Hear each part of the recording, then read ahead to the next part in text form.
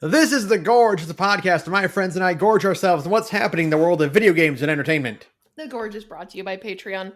That's patreon.com/thegorge, where for just $5... No, wait! No! For less than $5 even. For $3. No. $3. You know, I think I had the old spiel so down pat that for like just the $3 change. simple dollars.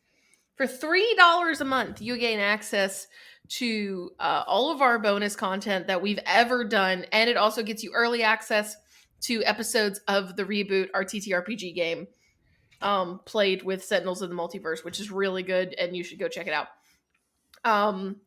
Yeah, everything we've ever done that has ever been bonus content is now just $3 a month. So that's patreon.com/thegorge. Go try it out. It's a steal for the amount of stuff you get. Thanks.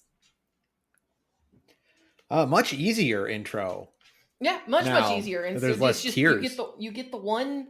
There's no tier. You just get the one for however much you want to donate. You know, we don't care if it's $3 or if it's $10, right? 3 is just the minimum. You can always do more. You know, we do kind of care if you give $100 because, like, don't give us that much. That would be I appreciate it, but like, don't give us that much. If you can afford to, and for some reason you're like, you know what, I want to give those Gorge Weirdos $100. If you we'll do anything. If you give us $100, that pays for our Fallout 76 addiction. And isn't that what matters? I'm not. Look, legally, I have to say, I wouldn't commit a crime for you.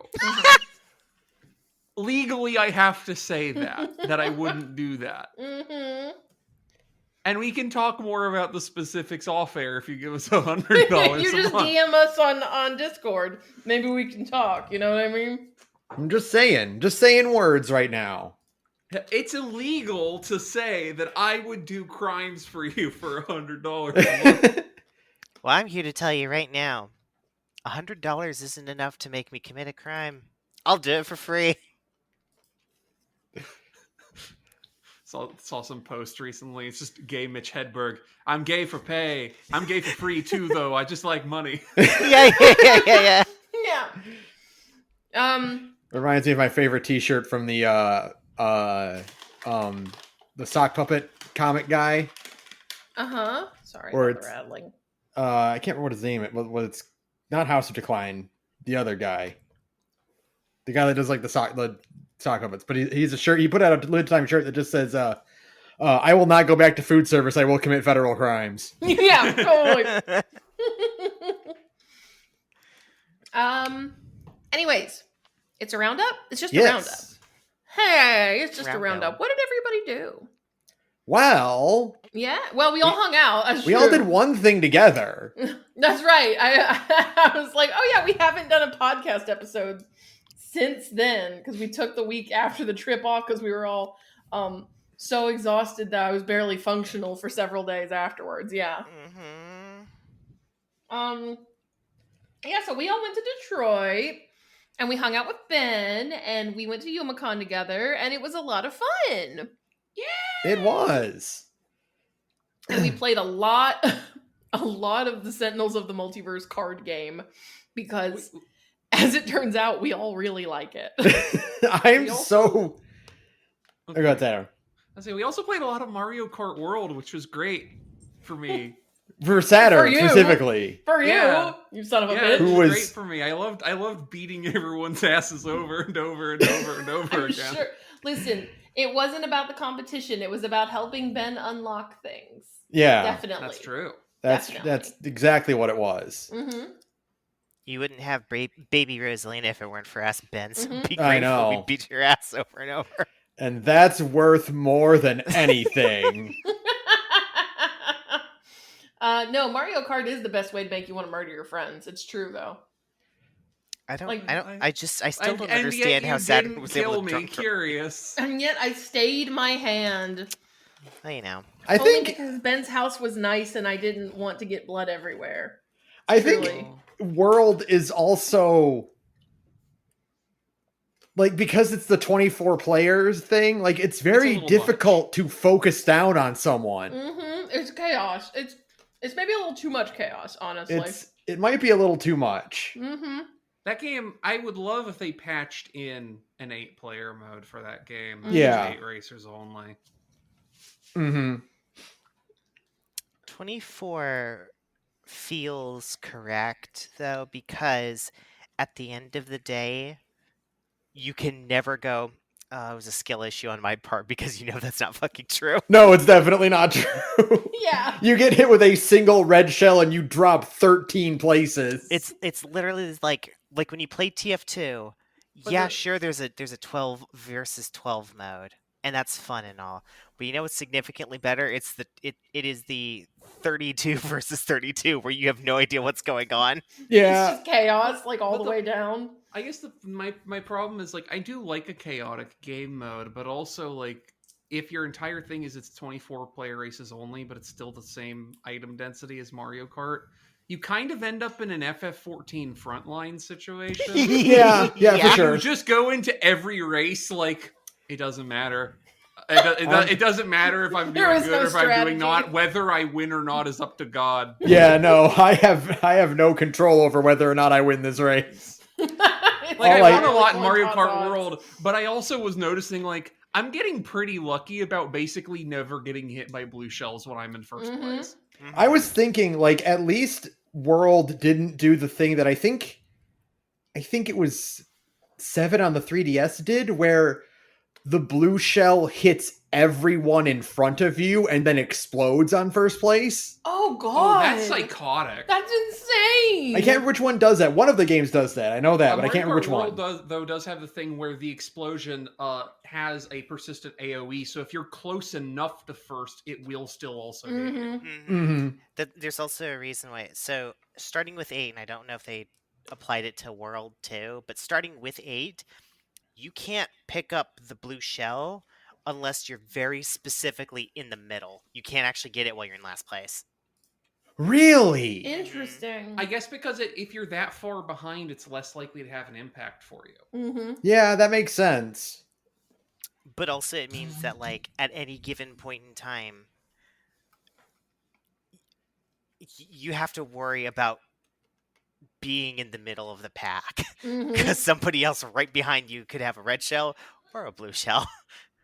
Mm-hmm. And it's folks, it's just chaos. I mean, it was a lot of fun, but it is very chaotic. I swear to so God, scary. I think the AI is meaner in 150cc because we played it on 150cc the whole time. Oh yeah, for sure. I swear to God, I think they're meaner. Like, I can't prove it, but I can feel it in my bones, you They- know? They definitely have a system where when you start a cup, they nominate an AI character to be the one who is racing at like 98th percentile Yeah. Yes. efficiency. Mm-hmm. And it's usually whoever you're about to unlock until you've Yeah. got all the unlocks done, but like, damn, man, it's mean, okay? God, what else do we do? Like we said, we played a lot of Sentinels of the Multiverse. That's a really good ass card game. Like, we really enjoy the tabletop RPG too, like a lot. Like, I think it's one of my more favorite TTRPG systems. But It's up there. it's up there. But like, that tabletop or that card game's good as hell. It's a really good card game. Once you start to get it and it clicks, you're just like, oh shit, I want to keep playing, right? Mm-hmm. What a Mhm. shame we don't live in the timeline where these comics are real and I can read them. Yeah, I know. I've been listening to the podcast and I'm only a Mhm. couple episodes into it now, like dedicated listening to it now. Yeah. Mhm. And the insane thing is that these two guys are just dropping lore that's not improvised. It's stuff they wrote down. Sure. Uh-oh. I was hoping you were going to say everything is off the cuff, so it's literally like an Alien Omens thing where every time they go in, they just riff. They're just riffing? No. What are you talking about? Alien Omens is real. They just wrote an entire Sentinels wiki for a comic series that doesn't exist and doesn't exist for several decades. Listen, I mean, Like, you know, that's, I that's was- commitments. That's basically what SCP is. I was listening to their episode on the Wraith, and they were talking about how, like, her early comics were in the 50s and 60s, so she primarily fought against communists on her college campus. Because it was the Red Scare back then. That's all you fought. And like they just treat it as just real, right? Yeah. It's so cool. It's a great, very elaborate bit. I respect it. It's a shame they never got to have like an official crossover with the Venture Brothers. I know. They don't. So one of the reasons, because I know there's a Sentinels card game that exists, one of the reasons I want to instead use the tabletop simulator version is because people have made modded decks for tabletop simulator, including a Venture Brothers set. Oh shit! I see. I see. I see. Yeah. Gotta hit Saturn with a dodgeball again. The problem is that we'll have to see how if Tabletop Simulator also goes on sale for cheap, because it's that you can get a 4-pack for $60. Yeah. But I mean, that game goes on sale pretty regularly. I think we're keeping an eye out for like when the Christmas sale happens anyway for the other one. So if we're lucky, maybe this one will also go on sale for cheap. Yeah. What else? We played a lot of tabletop. We played a literal tabletop game that went really well. You should listen to it. Yes. Patreon.com/thegorge. Although again, it should be out for normies, for like people who aren't on the Patreon, like, right? Soonish. So while we're getting caught up, because I only have a limited number of hours I can upload per month on Buzzsprout, so I can't just dump all the episodes, and plus I don't want to. I want to release them, on a system so that people have a chance to download each one. Right. But we're getting close to caught up to that, so that episode will be public relatively soonish, in a couple weeks. Okay. We did our spooky Halloween annual of the reboot, and it was a lot of fun because we actually got to play with each other in person. It was so fun. I'm so sad. I know. I'm always haven't done in like 15 years, probably. Like played tabletop in the same room as everybody. I know, right? I'm tempted to just be like, what if we just did webcams? Like, even not if we like recorded videos, but like, what if we like just did webcams for ourselves? Yeah, maybe. I mean, I don't have a very good one is the problem. Well, my thing is that if we do webcams for anything, I'm figuring out how to export the 3D for my VTuber, because I'm just allergic to people I don't know seeing my face. Yeah, no, it would just be like for us, for like we would still do the audio podcast, but like okay, yeah, maybe. That's some point. I'm alright with that. But it was still just nice. It was just nice to hang out. Ben's house is very cozy. We had hot dogs. We got to give out candy to trick-or-treaters. It was just good, Mm-hmm. Oh, and we went to the museum. That was really good. Oh, the DIA, the Detroit Institute of Art, is like really nice, right? Like, I don't know, I was just like, I know Detroit is a major city, so of course it would have like a good art museum, but it was a really good art museum. You know what I mean? Yeah. Like, it was very impressive. There was just like a really nice there's just a good collection of different artists on display. Like, they had a Rembrandt section. They had like Whistler. They had a big section on Whistler and stuff like that. And it was just awesome. It was really, really beautiful building too. Like, very beautiful building on the inside. Oh, yeah. And yeah, no, it was a good trip, Ben. We had fun. We went to Umicon and mostly just wandered around. The artist alley, yeah. We spent 3 hours in the dealer's hall and the artist alley and spent too much money and then went and got ramen noodles, as you do. And we were exhausted, but it was great. So I was very close to not spending any money, but my digression here is that I did find the place that just has all the Fate Dojins, and I bought Fate Dojins, and then I spent money. And that was the lion's share of the money I spent at dealer's hall. I was going to spend an ungodly amount of money on some animation cells that we found. Mm-hmm. Because this guy had a stellar, immaculate collection of like Oh, of everything everything. under the Oh, sun. just beautiful. I was this close to buying a $600 Beavis and Butthead animation cell. Well, because it was not only the animation cell, I think it also included the painted background from Yeah. the shot that it is in. I was lucky because he had a bunch of Gundam cells, but none of them were from any series I watched, so I didn't give a shit. he was tempting Oates and I with the original illustration for Batman the Animated Series VHS cover with Mr. Freeze on it. And there was a section that was just dedicated exclusively to Ralph Bakshi that I was just looking at for a solid half an hour going like, okay, but do I get this one? Because it comes with a cell, the background, and then behind it was like the roughs that came with it that were supposed to like the storyboard roughs for that same shot. And I was just like, oh god. It's only $90. They had like so many beautiful Ralph Bakshi, just like the pencil drawings of like the hobbits and the Lord of the Rings and stuff. And I was just like, no, I can't do this. There was one from the Wizards, and I was just like, we have to get it for the Gorge. We need it. But no, it was too expensive. There was no way we would have been able to like ship it either without it getting damaged, and I was just too nervous and anxious about it. Yeah.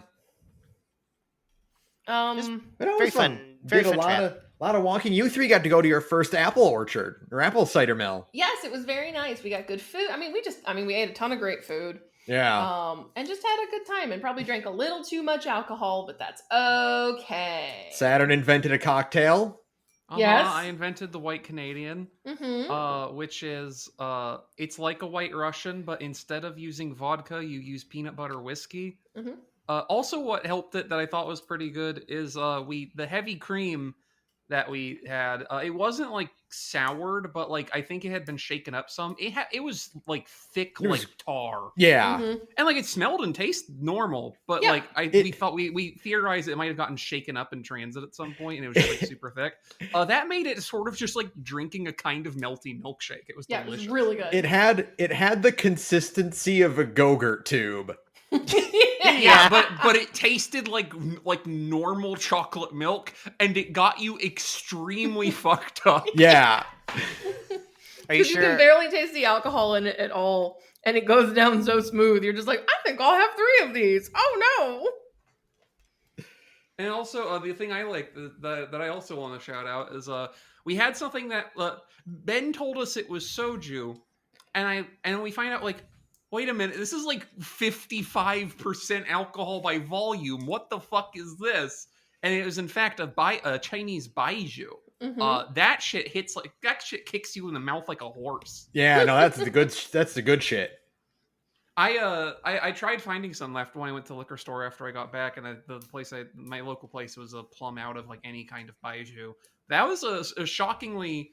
Like, it was just something, like you said, like your dad or an uncle just gave it to you or something like that? Yeah, my dad went to China for business a while ago, and he bought a bottle of it, and he had one for himself, and he gave one to me, and I've just had it with me this whole time. Yeah, that's like, and the thing, like, that's like a $60 bottle of baijiu. It was like, that's like some good quality shit. I'll tell you that for free. But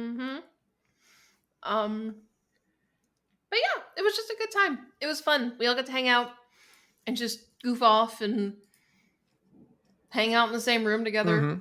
And highly recommend. We want to do it again sometime next year. So absolutely. Maybe Gorge in a different Fest. part of the country. Gorge Fest 2026. Maybe. This time we attack the Bostonites. That's right. We're just going to show up. And if you're in the Boston area, watch out. We could be there at any time. And be annoying about Fallout 4 at you.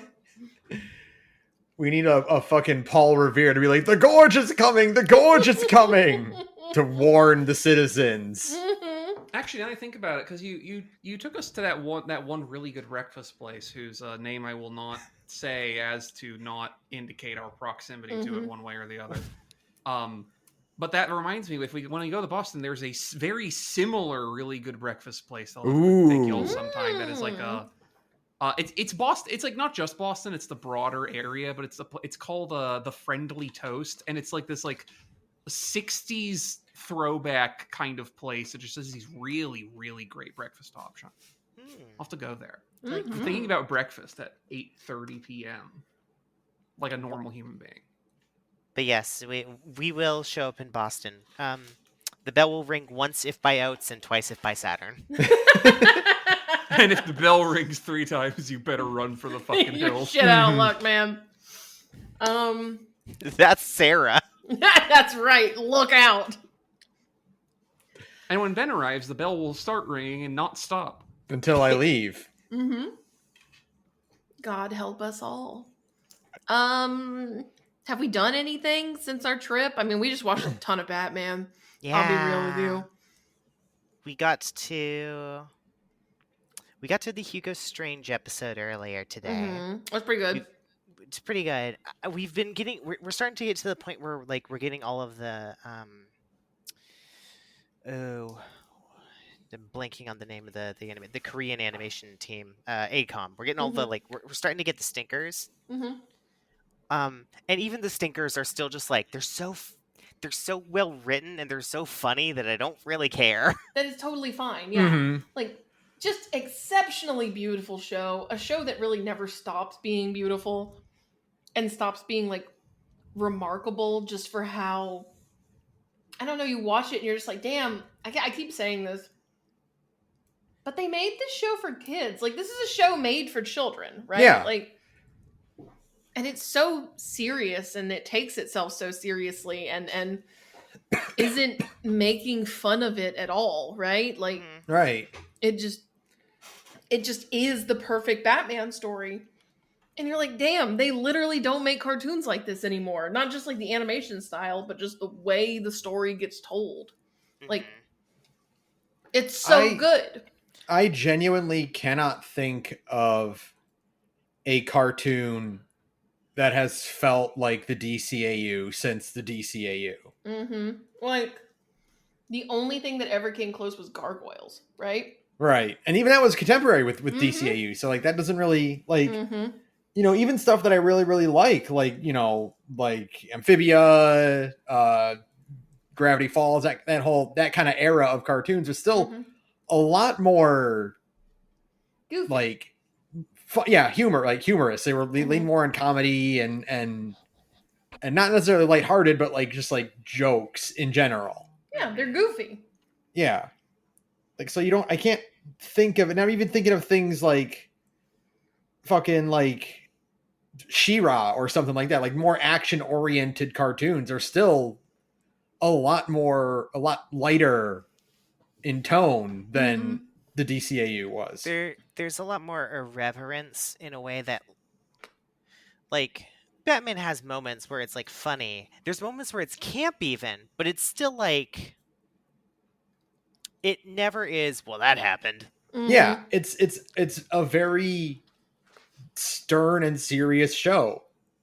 Yeah, it like I said, it takes itself stone seriously in a really interesting way. And truly, other than Gargoyles, it's just that era of the DCAU. And like even these days, like the modern DCAU, like all those terrible movies they keep putting out, none of them have ever been as good. Well, right? And also all those movies weren't for kids. That's the important thing. I can think of very like you know, dramatic, grounded adult animate, like more mature animated cartoon like series. Like that's easy, but like for kids, nothing has that tone. Yeah, because it's like Bruce Timm is just like willing to respect children's intelligence in a way that we never really saw again. And it's weird, right? You know what I will say, actually, real quick, is a show that we finished recently that is nominally a cartoon for children that also takes itself extremely seriously, as we all collectively, me for the first time and also Ben for the first time, Otzi and Sarah on the rewatch, we finished Utena finally. Fuck yes! Yeah. That is also a show. It's like, hey, What? When did you say this is airing?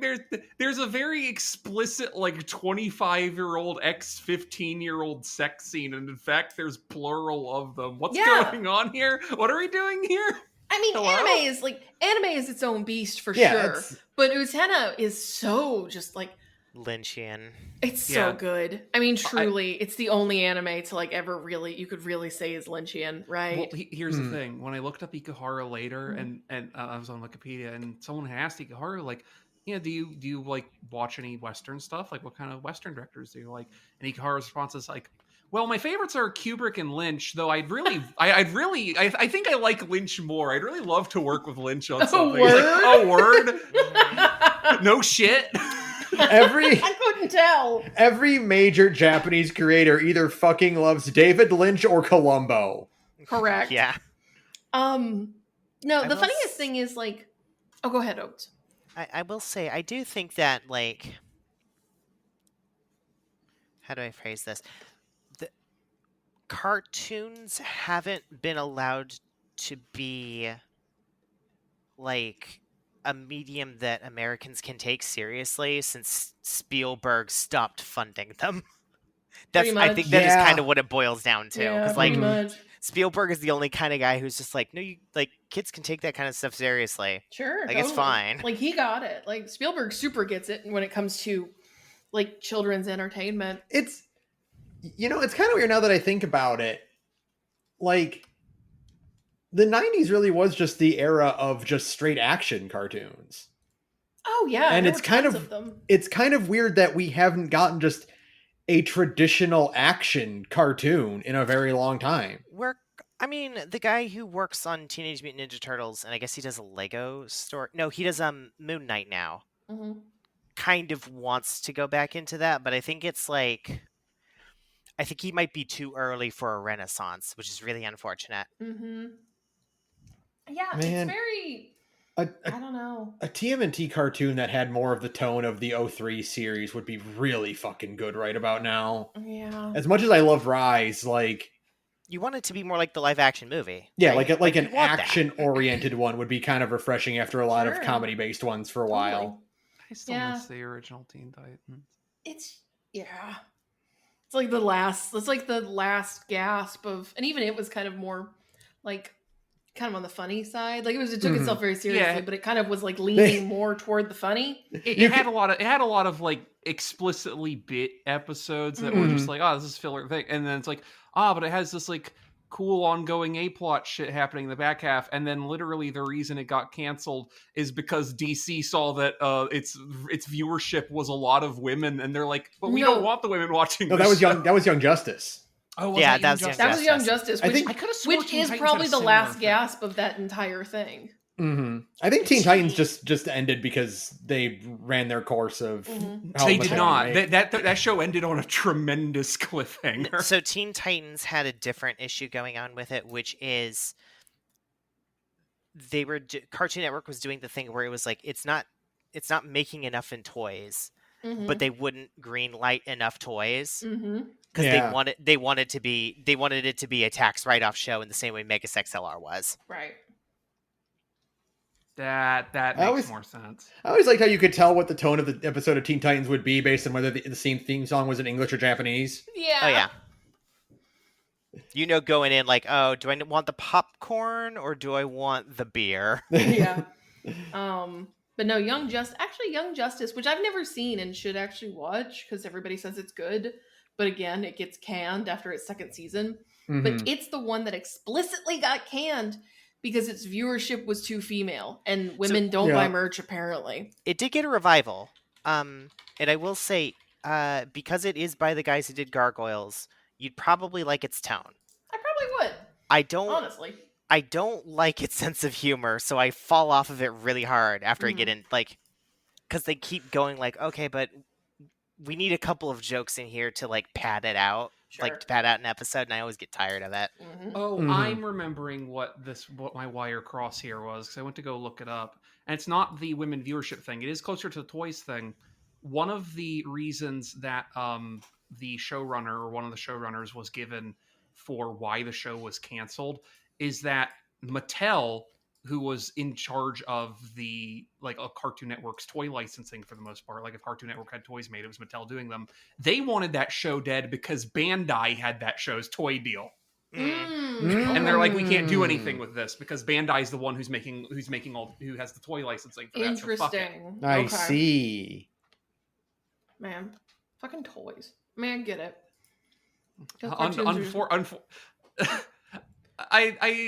I know we've talked about it before. I still just think it's so funny that the original Gundam is a cartoon show that got canceled for not selling enough toys. When you think about Gundam now, Right? Yeah. Fucking Cowboy Bebop was made to sell toys initially. Cowboy Bebop came from the very storied, actually, similarly, the very storied Tomino strategy book of just tell the toy companies whatever they want to hear. They'll eventually look at your show and go, "Oh man, never mind. You got us. You got us good." I'm thinking of a world where they leaned more into the toyetic aspect of Cowboy Bebop, and Spike has a fucking transformation sequence where he gets a suit of armor. That's why his gun has the extremely cool wheel gun mechanic in it. It's because it looked really cool to sell as a model. Yeah, it's by Sunrise, the people who make Gundam animes. That's why there's so much focus on the ships, is because you can just sell Gunpla style models of those fucking things, right? It's crazy.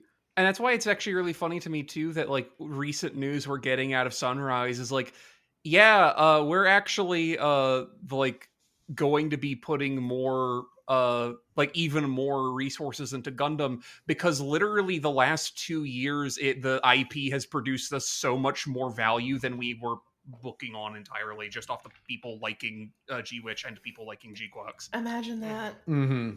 There's damn, yeah, we're gonna keep making more shit because we thought this franchise was a little I know it's weird to say this. It's one of those things like Fire Emblem though, a bit where there's kind of I don't know, guys, it might be washed. We haven't put out a Gundam show anyone gives a shit about in 10 plus years, and nobody's buying shit, and it's making cartoons to sell toys. Oh, you should change, but also you make things happen that are really funny. Yeah. Sometimes you got to sell the action figures to make the good show. You got to fund the show somehow, and that's with action figures. Merchandising. A lot of very smart people have a lot of very good reasons to think G-Quux is a bad anime, and they're probably right. But also, it's selling a lot of toys, which means that we can get more Gundam things that aren't G-Quux. So maybe it's one of the best cartoons ever made. It's one of my favorite articles on Greatest Wiki of All Time, TF Wiki. Where they just have an entire page that's called "To Sell Toys." Yes. And it's just this big, long essay that just tells you, look, man, all the weird decisions that happen in Transformers, this entire franchise exists for one singular purpose, and that is to put action figures on the shelves and have kids buy those action figures. That's it. Right. Here's the secret origins of the Transformers franchise entirely. They had the Macross guy had an idea for a fun toy. And Macross guy will pay you to design this toy for us. And that toy's name was Convoy. Mm-hmm. It's actually really funny because the line just started as just a line of toys in Japan that flopped super hard. And they're like, we can sell these to the Americans and maybe put a story. And that did it, which is very funny. That's why Megatron's original design was a gun, because the gun was meant to be a toy gun that kids pretend to shoot at each other with. Yeah, exactly. They didn't have names and stories and shit attached to them. They were just cool toys. But they sold like shit. Have you ever seen what the original Bumblebee toy looks like?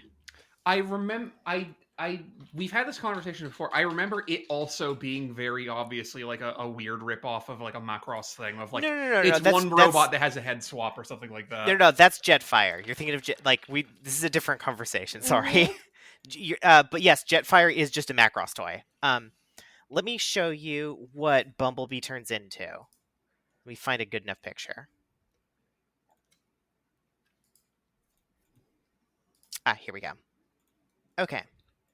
Saturn, this is what he turns into. What do you think he's supposed to turn into?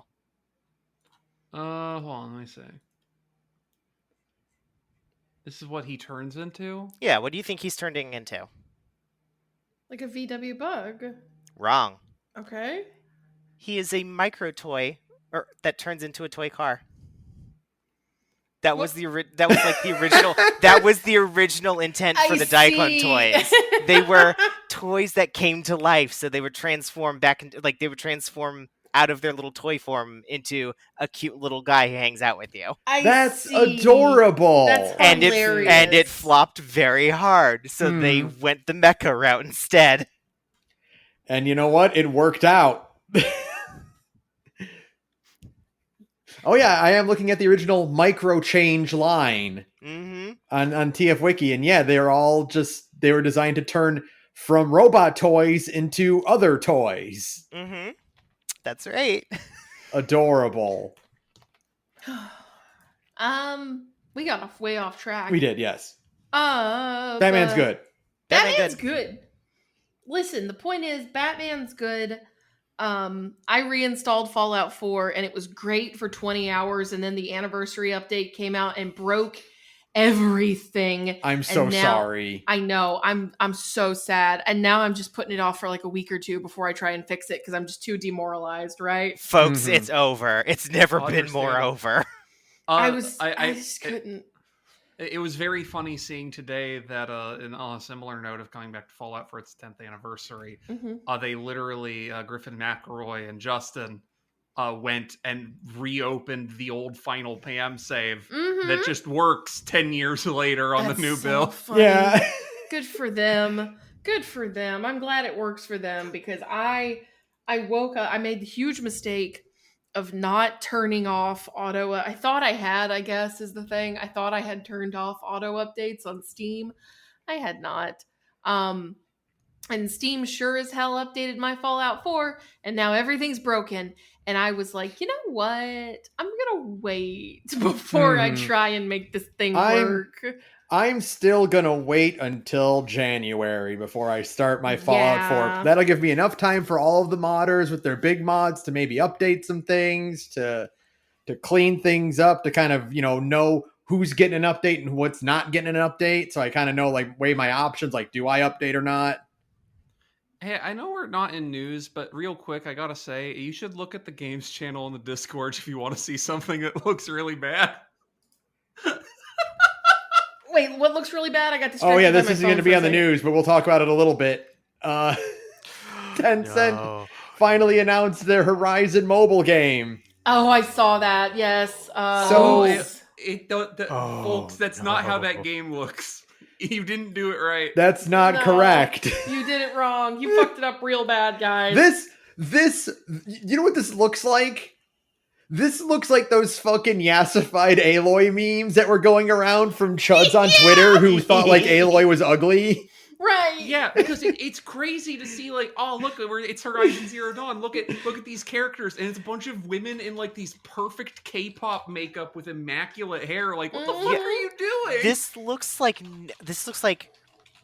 Neo 2 released a Horizon Zero Dawn costume pack as a DLC. This looks like the fucking what's it? Oh my god, I forgot the name of the game. The fucking Nier-like game that came out earlier last year. Stellar Blade? This is the Stellar Blade of Horizon. It's not even coming out on a PlayStation. No. It's not even coming out on a PlayStation console to begin with.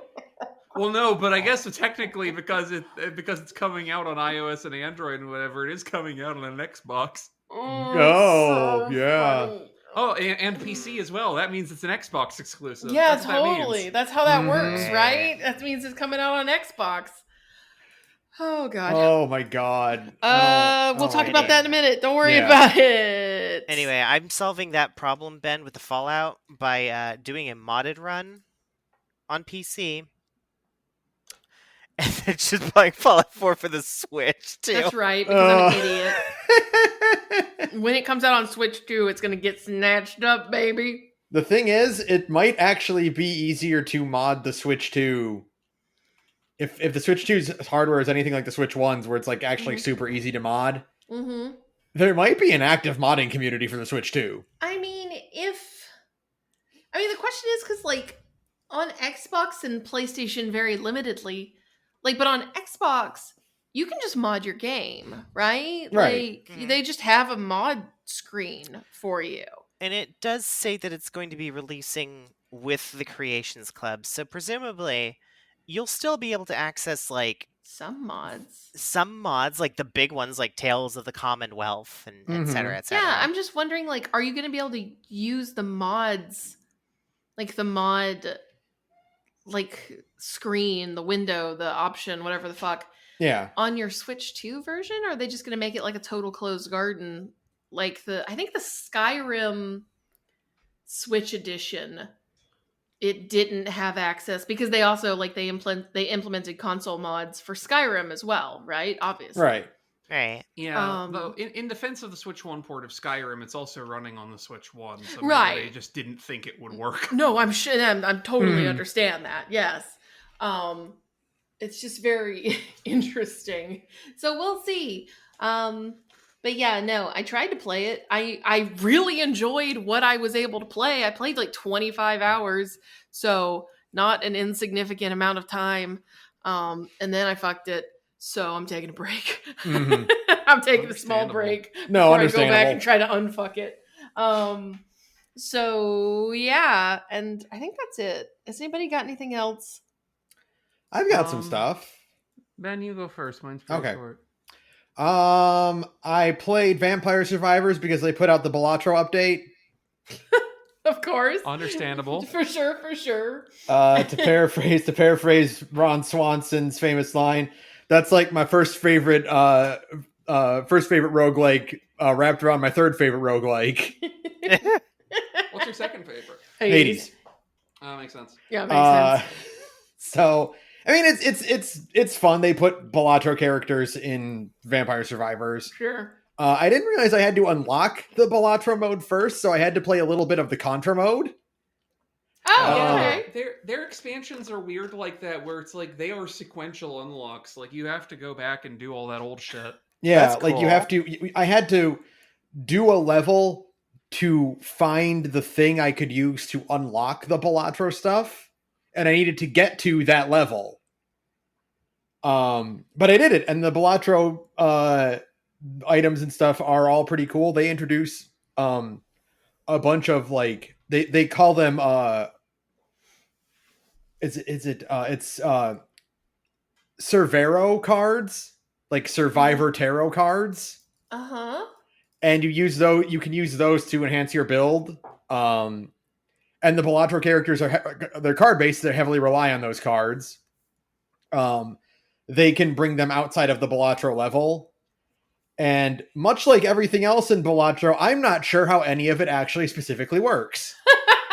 Well, you know. That sounds about right. Balatro, Vampire Survivors. I understand Balatro pretty well by now. Vampire Survivors is still a very difficult game to parse. Sure, it's very mysterious. Because they'll be like, this is an upgrade. It upgrades this much percentage. And I'll be like, okay, but percentage of what exactly? Mm-hmm. Okay, what does that do? Because like all the weapons are pretty straightforward. Like it'll do this kind of attack pattern. Mm-hmm. The stat upgrades and the combinations that go with them are a little less opaque. Uh-huh. So I'm just kind of picking things up and letting the number go up. And I seem to be doing pretty well so far. Listen, if the number's going up, you can't be doing that bad, right? Right. Like, you can't be doing that bad if the number is going up. So it's fine. Don't worry about it. Yeah. That's fun. I also did, in fact, play a lot more Hades 2. You beat. I've beaten Chronos several times now, and Okay. also I have beaten the Olympus route several times. Okay. Because it's just like Hades 1, where once you finally beat the game, it becomes a lot easier to do it again. Mm-hmm. Okay. Like regardless of what your build Yeah, is, like it's just generally like easier to get past that hurdle now. Mm-hmm. And it's typical Hades thing. Every run you do, you unlock a bit more story. You have a lot more conversations with characters. You're making progress, and your social links are given the nectar to characters. Learning who you can talk to and who you can advance relationships with and whatnot. It's good. I mentioned the thing I mentioned last time that I was a little disappointed that Millenway doesn't have as many gods to work with. That turned out to not be true. She actually gets 2 more gods than Zagreus did. I just needed to unlock them first. Yeah, I was gonna say, because I remember in Hades 1 as well, there's a handful that you don't actually get until you've beaten the game X number of times. Yeah, right? Like Demeter. Yeah, Demeter doesn't come until you beat the game once, and then same with.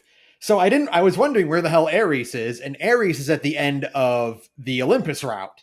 And that's when he starts showing up in your pool. I see. Okay. And even the gods that Millenway doesn't get boons from, they have instead put that, because you know how in Hades 1, you could occasionally find a room where you'd see Sisyphus.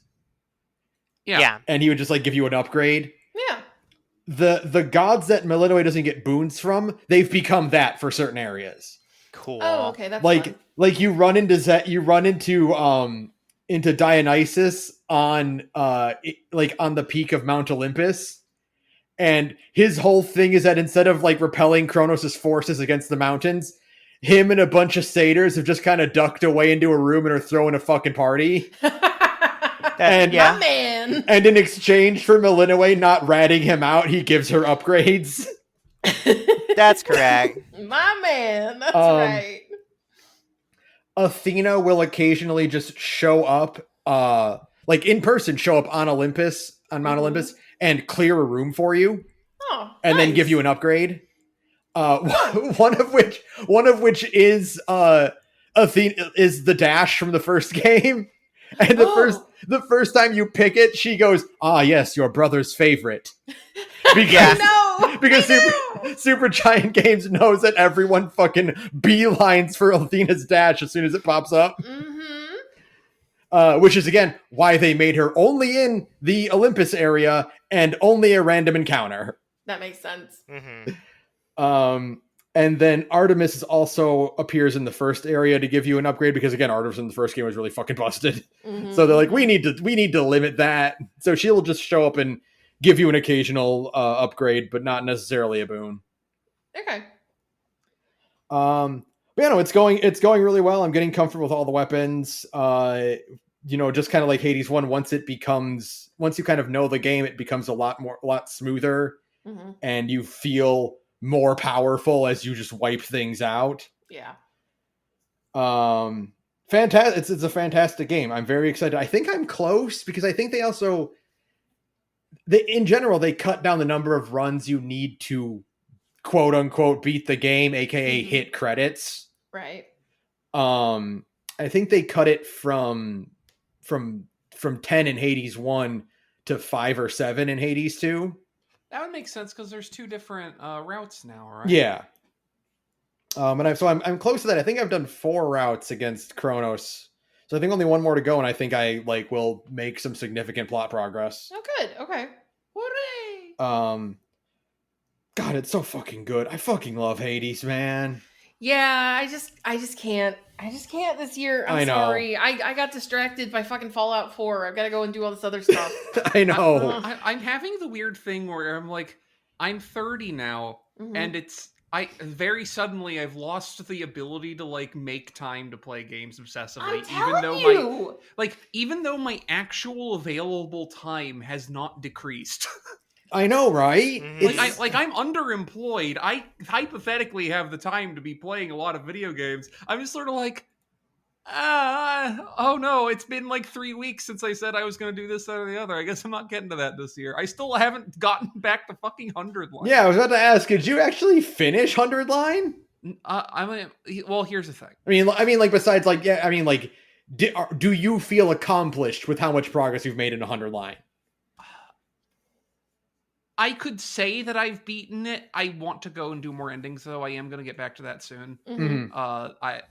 it's just literally like every time I'm like, oh yeah, I should do that. It's like late at night when I realize I remember I want to do it. I'm like, no, if I'm gonna get back to it, I need to be able to strap in for a lot of hours so I can just make some big progress, so I can feel like I'm accomplishing something. Right. But that's gonna be soon. I don't know. It's not gonna Yeah. be tonight, but it might be. But we're not doing anything tomorrow night, right? No, we're pretty. I think we're probably gonna do something Saturday, but that's Okay, I might get back to that tomorrow night then. Yeah. Because I need to see. Shia told me, and this is like, oh no, we're not doing anything Saturday night unless because we want to do FF14 stuff. Oh, that's right. We want to do glam runs. Yeah. But anyway, sorry. Not to spoil 100 line, but Shia told me that route that has one of the routes that has gay sex in it, and then also the route where you do evil woman romance with like the main villainess are literally adjacent routes separated by a single choice. And I'm just like, I could find that route. I could have everything I want. So I just need to sit down and do it. But yeah, no, besides that, I also this week finally started Tales of Exilia Remastered. That game's still good, I assume? It's Tales of Exilia. Yeah. So they do the nice thing where you start the game up and they're like, here's 5,000 grade. Oh, wow. Okay. Just here it is. You can get whatever you want right off the bat. We're going to act like you've done a New Game Plus already. And it already comes with all the costumes from... yeah, you start the game up. It's just a fresh new game. You go over to like the extra items tab in the inventory and all the DLC is there. That's so nice. That rules. Mm-hmm. I guess even Namco Bandai knows they can't get you to buy it.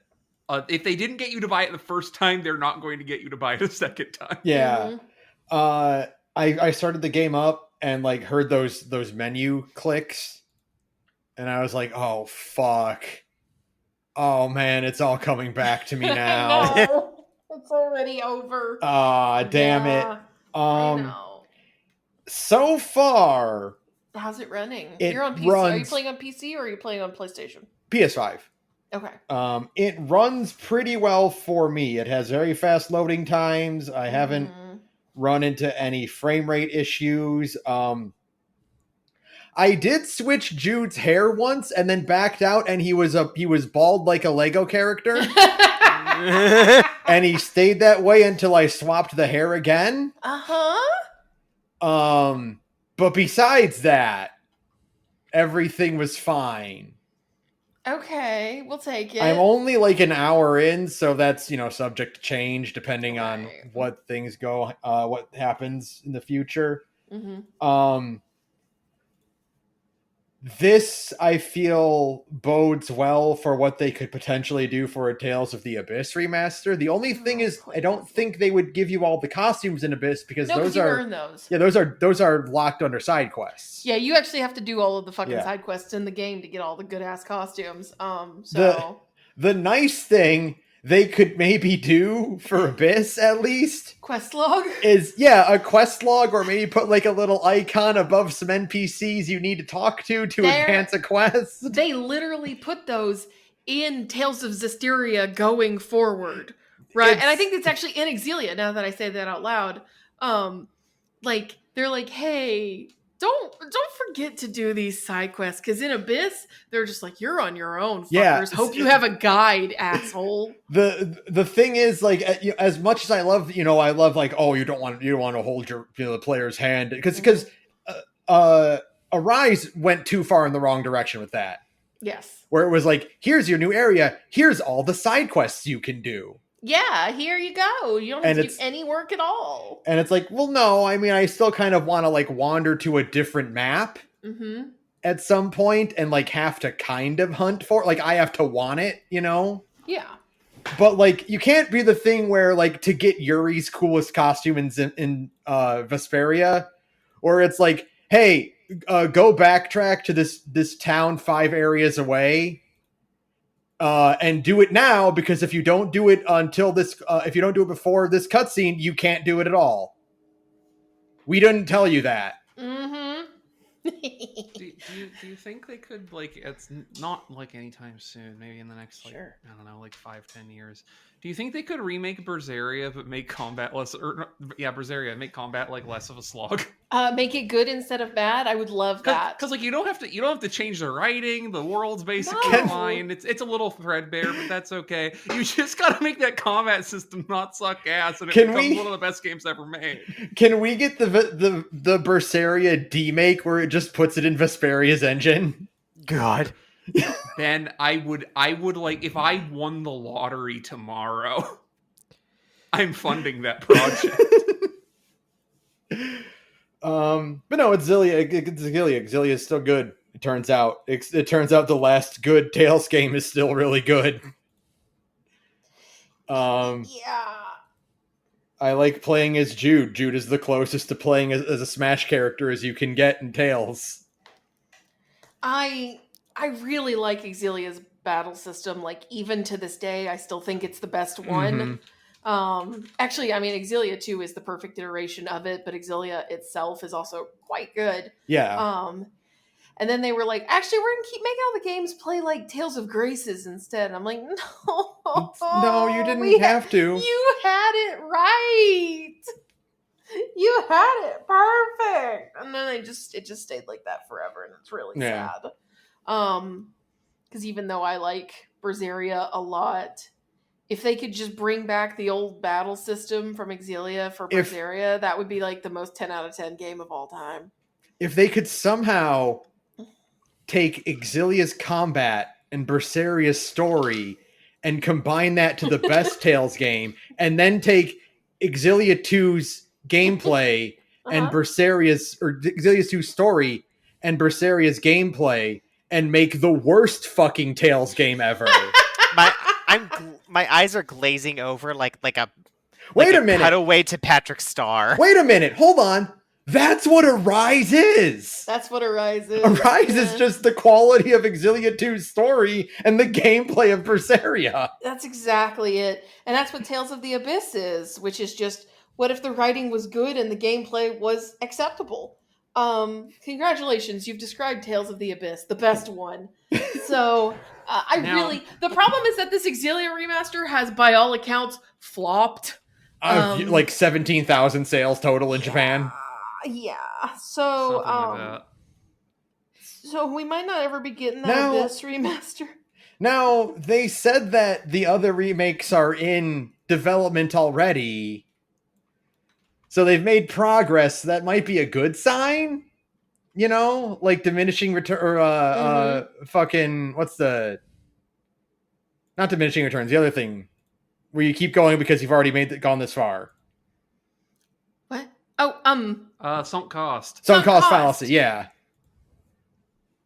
Maybe Abyss will be saved through the graces of sunk cost fallacy. I mean, they did say, I mean, what they should have just done for this Exilia remastered that would have made it sell well is, but they didn't because they're stupid and greedy because they're Namco Bandai. They should have just put Exilia 1 and Exilia 2 in the... Oh yeah, they should have, yeah. Yeah. Like, you should have just bundled them and sold it for $40, right? And that would have gone a long way, because now everybody's like, well, I'm just gonna wait for Exilia 2, right? Right. So oops. Me with the FF7 remakes project, just going, I'll just buy all 3 of them at once when they're in a bundle. That's right. So yeah, the problem, so we know that they're almost done with the Exilia 2 remaster, so that'll be sometime next year probably.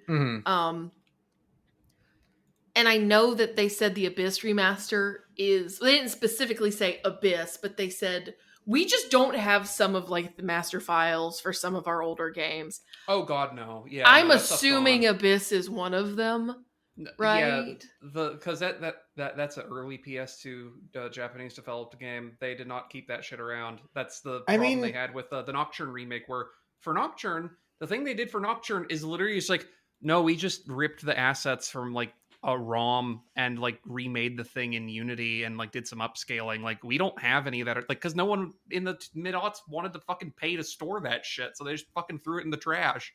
I guess they could just do a remaster of the 3DS version.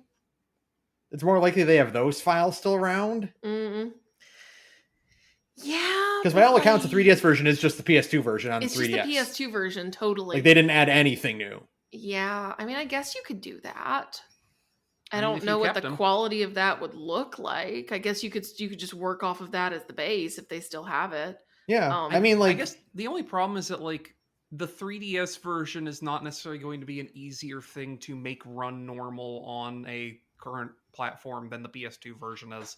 Like, if you're remaking Abyss, realistically, you are doing the Nocturne thing of, like, we have a ROM, we're ripping everything out, and we're just remaking it, like, item for item in Unity. I'm hoping for the best. Yeah. We'll see, I guess. Only other thing I've been doing is obviously watching a lot more Voyager. Yay! Saturn is right. Season 2 has, like, the trinity of definitive episodes of Voyager. It's crazy. And they're all, like, in the back third of season 2 also. It's bizarre. I don't know why it works that way. It's really weird that, like, because, like, season 2 of Voyager, like, season 3 is when that show starts getting good, like all good Star Treks, right? I mean, truly, it's season 4 when that show starts getting good, but don't worry about it. But, like, season 3 is when we're finally on the upward trajectory, right? But it's just fucking weird that, like, all of the most famous episodes of Voyager are in the second season that is not very good. And granted, one of the episodes of Voyager that is famous for its badness, which we all watched together and enjoyed thoroughly, even though it sucks ass. Threshold is extremely funny to watch again. Because, like, the funny thing is, when we were talking about it, like, before Ben watched it a few weeks ago, I think I was saying, like, I mean, Threshold isn't that bad. It's just kind of like a bog standard Star Trek story with a really dumb, insane ending. But we were watching it at Ben's house, and I realized, no, I actually just think this whole episode kind of sucks ass, right? Threshold is actually, the thing is, it's a little known fact, it's actually the product of time travel, and it is the first episode of Star Trek ever written by generative AI. The thing about Threshold is that, it is, the thing that makes it one of the worst episodes ever is the ending of it. Right. Because up until that point, it is just a bog standard, like, your average TNG thing. Oh, a character is turning into a weird monster. Like, because we had the episode earlier in the season with Tuvok where he mind melded with the murderer. Yeah. And, like, Tuvok himself started to go insane, right? Sure. And it's like, oh, well, Threshold is a lot like that, where it's like, oh, this character is under the effects of some kind of genetic alteration and he is going insane, and the conflict is him being isolated and having, the rest of the crew having to confront him on this. Sure. And then the ending happens. And it's the dumbest. So many tremendous leaps of logic in its premise, and then just rushes through like it's sexually harassing you or something like that. It's bizarre. It's like the opposite of, okay, so one of the best episodes of SpongeBob is the one where Squidward thinks SpongeBob ate the pie that is a bomb. Yeah, for sure. And the origin behind that episode is the writers are like, okay, well, the plot is Squidward thinks SpongeBob is dying, so he's going to do everything SpongeBob wants to do, right? How do we get it so that Squidward thinks SpongeBob is dying? Well, what if he eats a bomb? Where does he get the bomb that's shaped like a pie? There just happen to be some pirates nearby who are inexplicably making bombs that look like pies. Normal things. It's so good. And that's the flirting version versus Voyager's sexual harassment. Correct. How does you got? And I'm sorry, I'm going to spoil Voyager. Not for you, but like for the listener, if you haven't seen through where Ben is at. He got the magic disease from going too fast that accelerates your evolution, and that turns out that humans in like 1 million years in the future are going to evolve into weird catfish lizards. And in the process of doing this, he does it to the captain also, and they fucking make weird lizard babies, and they leave them on a planet to their fate. and then they even funnier. They just they find like salamander version Tom Paris and Captain Janeway, and then the next scene, hard cuts to them just being fine. Yeah. They're just fine. The doctor. Okay, but I think the cherry on top of the thing that makes it not miserable at the end is Janeway going, but by the way, I don't, obviously we don't remember what happened during the lizard phase very well. But to be clear, if we did anything, it was me who fucked you and not the other way around. And then Janeway also be like, "You're not even top 5, Tom." Out of the list of people on this ship that I would fuck, you're not even close. She's the best character of all time. If there was some kind of cybernetic blonde woman with great rack, I'd make lizard babies with her all day. The thing is, like, you could have just had it that lizard mutant Tom Paris kidnaps Janeway, and you get a swamp creature 50s B movie thing of the monster cradling the woman, and she's like, oh, oh, great. It's a cool callback to 50s campy sci-fi. Great. Right. You could have not had Janeway also mutate into a lizard and had the exact same story. No, it's so funny. And you could have Chakotay and Tuvok could have beamed down and just found Janeway unconscious next to a fucking giant salamander. Right? You could have done that. No, but it's so much better. And then the doctor just fixes it. He's like, yeah, I figured it out. It 2 seconds. And then so we were talking about it like a day later, because I was like, I checked the wiki on every episode I watch just like see what I missed, like cool trivia, whatnot. And the thing, like, the reason people are pissed off with this episode is that the whole plot is you try to exceed warp 10 is instantaneous travel anywhere in the universe, right? Like that's how you get home. You do warp 10. Right. Paris exceeded warp 10. He did it. Right. Side effect being he turns into a big lizard. Okay, well, you can't do it because you're going to go back to Earth and you're going to be lizards. But the doctor fixed it. He fixed it like instantly. He knows how to fix it now. I was just saying, it's one of the very funniest things. We're just like, if they're just willing to put up with the fact that they were probably going to be having crazy lizard sex on that boat, they could have got home instantly. They don't even need to get that far. You just send the doctor over once with the first crew over, and he gives everyone the shot. Right when they land, he's like, okay, get in line. You warp over back to Earth. I give you the shot. No lizards. Exactly. You literally just do it, and it's like, okay, well, Voyager is too big. That's fine. Just send the doctor on the shuttle and just go back and forth. And then as soon as you're home, you just there you go. Here's your no lizard shot, right? Also, I have to make doubles clear too. The anti-lizard medication is anti-protons. He's literally putting antimatter into your blood, and that cures the lizards instead of just exploding you horribly. It's it's gonna be a while. It's like Voyager has a crew of less than 200 people. It's like 120 people. Yeah. It's gonna take a day to get everyone home back and forth. So it's the worst episode ever. The thing is, I've come around to actually thinking that it might still not be the worst episode ever, because Shia is currently watching Masks of TNG, which is, I think, the worst episode of Star Trek I've ever seen in my life. It's pretty high up there. Which one is Masks again? It's the one where Legends of the Hidden Temple. Picard... Isn't that Masks? Isn't Masks Legends of the Hidden Temple, where the Enterprise turns into Legends of the Hidden Temple? Yeah. Legends of the Hidden. Oh, it's coming back to me now. Yeah. Okay. All right. Oh. Hey. What? You want to know something fun about Threshold? Yes, always. Won an Emmy. Shut up. Literally won an Emmy. For what? Wow. Outstanding makeup for a series. Oh, that makes sense. Yeah, because the transformation shit looks really good. Like the one benefit of the episode, that transformation shit. That's a good transformation, yeah. Won them an Emmy for the alleged worst episode ever of Star Trek. Yeah, that can't be that bad. It won awards.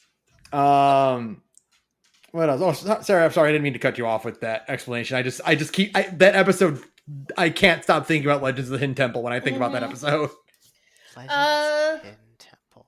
It's literally right there in the name. It's the dumb one where Jean-Luc has to wear a dumbass mask. Yeah, where Data really? gets possessed by a ghost. It's right there in the name of the episode. Yeah, Data gets possessed by a ghost. like by like a space ghost, and then Jean-Luc has to like wear a dumbass mask and like pretend to be part of this stupid fucking play. And it's like a mask made of fucking aluminum foil, and it sucks ass. It's incredible. It's the worst episode of Star Trek I've ever seen in my life. I've seen a lot of Star Trek. That episode fucking sucks. I remember that episode not for any of, because I flushed a lot of TNG out of my memory. Yeah, I remember it for being the source of my literal favorite TNG Tumblr post ever. Oh no! Oh yeah.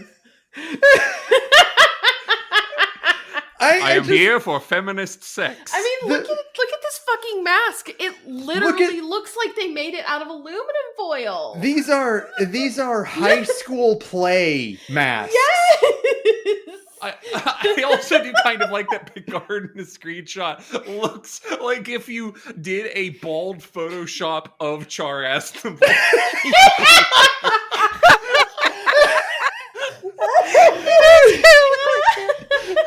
It's so stupid. It's incredible. It is genuinely, and it's like transforming the Enterprise into their dumbass temple. This is why you don't ask AI to make pictures for you. You end up with this when you ask for live action Char Aznavour. Oh, it's so bad. Okay. But no, I also want to talk about 2 other episodes. I watched Dreadnought, which one is Dreadnought? Oh yeah. James Roberts is a fucking hack. Yes, he is, baby. Oh yeah, also Deadlock. Also, Oh yeah, sorry, not Dreadnought. Deadlock. Deadlock is the one I'm talking about. Yeah, Deadlock is, I think, my favorite episode of Voyager. I don't know if it's really the best good one, but it's my favorite one. It's just a really, really strong episode yeah. of TV. Oh, but Dreadnought is also a really good episode of Voyager. Yeah. Dreadnought is also a really good one, where the plot is Taurus did too good of a job building a bomb. Yeah, and now she has to like quickly like undo the bomb that she built. She's like, oh fuck. And she's she really is pup. She's incredible. She's like, hey bomb, I need you to turn off. And the bomb's like, this must be a fucking Cardassian trick. Mm-hmm. She's like, God damn it. Fucking hell. Yeah, no, really good. Deadlock is the really fucking good one. It's incredible. Which James again, Roberts is a hack. Yeah. He's going to jail forever. Very cool plot to have the fucked up Voyager be the one that survives. Mm-hmm. That was a surprising thing I didn't expect to have happen. Because like it's like, oh yeah, some of the characters die, and then so obviously that's the one that's got to go because we need the main characters. And it's like, no, just send the living ones over to the other one. Yeah. Really. And that's what that episode is one I was talking about, where it's like there are things that Harry Kim goes through that would make Miles O'Brien commit suicide. No, Miles went through this. He actually does. Yeah. You haven't seen it yet, Saturn. He has an extremely similar thing happen to him. He comes from an alternate universe and has to accept the fact that his wife and children are dead now. Not alternate universe, alternate timeline. Yeah, I see. Saturn, have you played? Actually, I'm not going to talk about it because you're going to see this episode and you're going to be like, oh yeah, this is the Harry Kim episode. Mm-hmm. There is an extra. I'll just say there's a thing that happens to O'Brien, and it's one of those episodes. Like, there's a lot of episodes of Deep Space Nine, the best Star Trek, that end like so. Voyager often has episodes like Threshold where they just kind of wrap it up in the last 2 seconds, right? Mm-hmm. Like, always unsatisfyingly. Yeah. They're just like, well, we hit the 45-minute mark. Wrap it up, kids. I'm noticing, just real quick, I'm noticing a trend of episodes of Voyager end where there's a thing we can't solve, and in the last 3 minutes, the Doctor or B'Elanna goes, I solved it. I solved it, and there will not be any follow-up whatsoever. Just take us to credits, and you go, oh, okay. Deep Space Nine, however, has a lot of episodes that end in the most insane way imaginable, and then they go, and now you have to sit with that. Have a good week, everyone. And then they just leave you alone. And you're like, what the fuck was that? They're so, and like it's like good. It's not like the insane thing Voyager does where they just kind of go like, bye. Yeah. They just wrap it up and you have to sit with the conclusion of it. And that is one of those episodes. The one with O'Brien is one of those episodes where you're just like, that's how it ends? What? So And I just have to live with that now? So I've been thinking about Deadlock a lot lately because the idea of the idea of determining which one is the real one of a clone is like a fascinating topic to me. Sure. Right? Like it's something that I really like to think about in that kind of like philosophical argument of like what is your who are you? Right. So like the question is, if you were prestiged, for instance, if a clone was made of you and it had all the same memories and all the same physical appearances on you, and then one of you dies, which one is the original, right? Right. And it's like, well, there is an original because there is one that physically went through all of the experiences you went through. Mm-hmm. Right? Yeah, like there's objectively a one that came first. Yeah. The argument in that one is if the clones don't know which one is the original and one of them dies, like who is, what does that do to your mentality? Deadlock is interesting because it's not just a clone is made, it's the ship splits off into two. Mm-hmm. Yeah. Like the Harry Kim that survives went through all the same things that the Harry Kim that died went through. Right. It's just he had like a couple hours where he didn't. Yeah. The thing that I'm wondering about though is the baby. Because I can't remember when was the baby born in the energy field. Anyway, no, she was born right before. Okay. This baby's name, coincidentally enough, is Juno Pereira. Funnily enough, Because I'm thinking like, well, if the baby was born in the field, like after the split happens, Yeah. then that's not Ensign Wildman's baby. She gave birth to a different baby. No, it's the same baby. It's the same baby. The baby is born before the split. Okay. At least if I'm remembering it correctly. well, Right. I mean, for what it's worth, by this logic of like the same except for a couple of hours, it is still the same baby she gestated in her That's womb true, for yeah. however many months. Mm-hmm. That's true. Yeah, I guess that is a good point. But it's still just like, it's one of those things where you think about like when it's Harry Kim, when it's like a 26-year-old guy Yeah. who has all these experiences already except for a couple hours, that's one thing. Mm-hmm. When it's a baby and like 99% of the baby's life is different, Mm-hmm. that's kind of like weird to think about. You Well, I guess also the thing is like, and this is the Saturn hot take opinion on cloning, which is that like, yeah, for the sake of the show, the Harry Kim we got is 99.999% the same guy, so it's Harry Kim. Mm-hmm. That's not the same guy. Because the instant the clone was made, they stopped being the same guy. They are different guys. Yeah, Right. exactly. And it's a testament to the cruelty of reality. It's like, yeah, this replacement Harry Kim is basically the Good same enough. as the Good one enough. that died.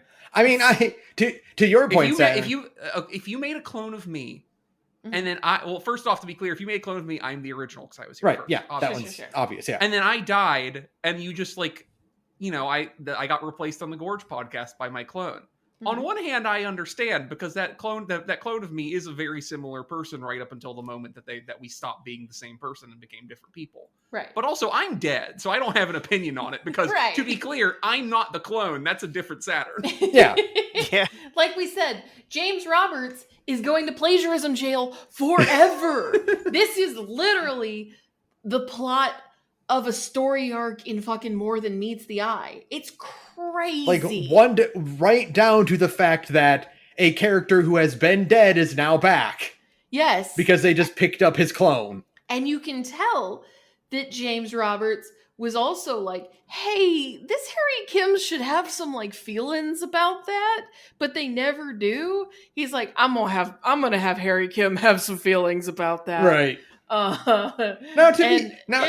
Now to be fair, Harry Kim seems like a chill guy, and this is not the weirdest thing to happen to Harry Kim. Oh no, not even close. My favorite bit about Harry Kim continues to be that, like, he just is too laid back to really let trauma sink in. Mm-hmm.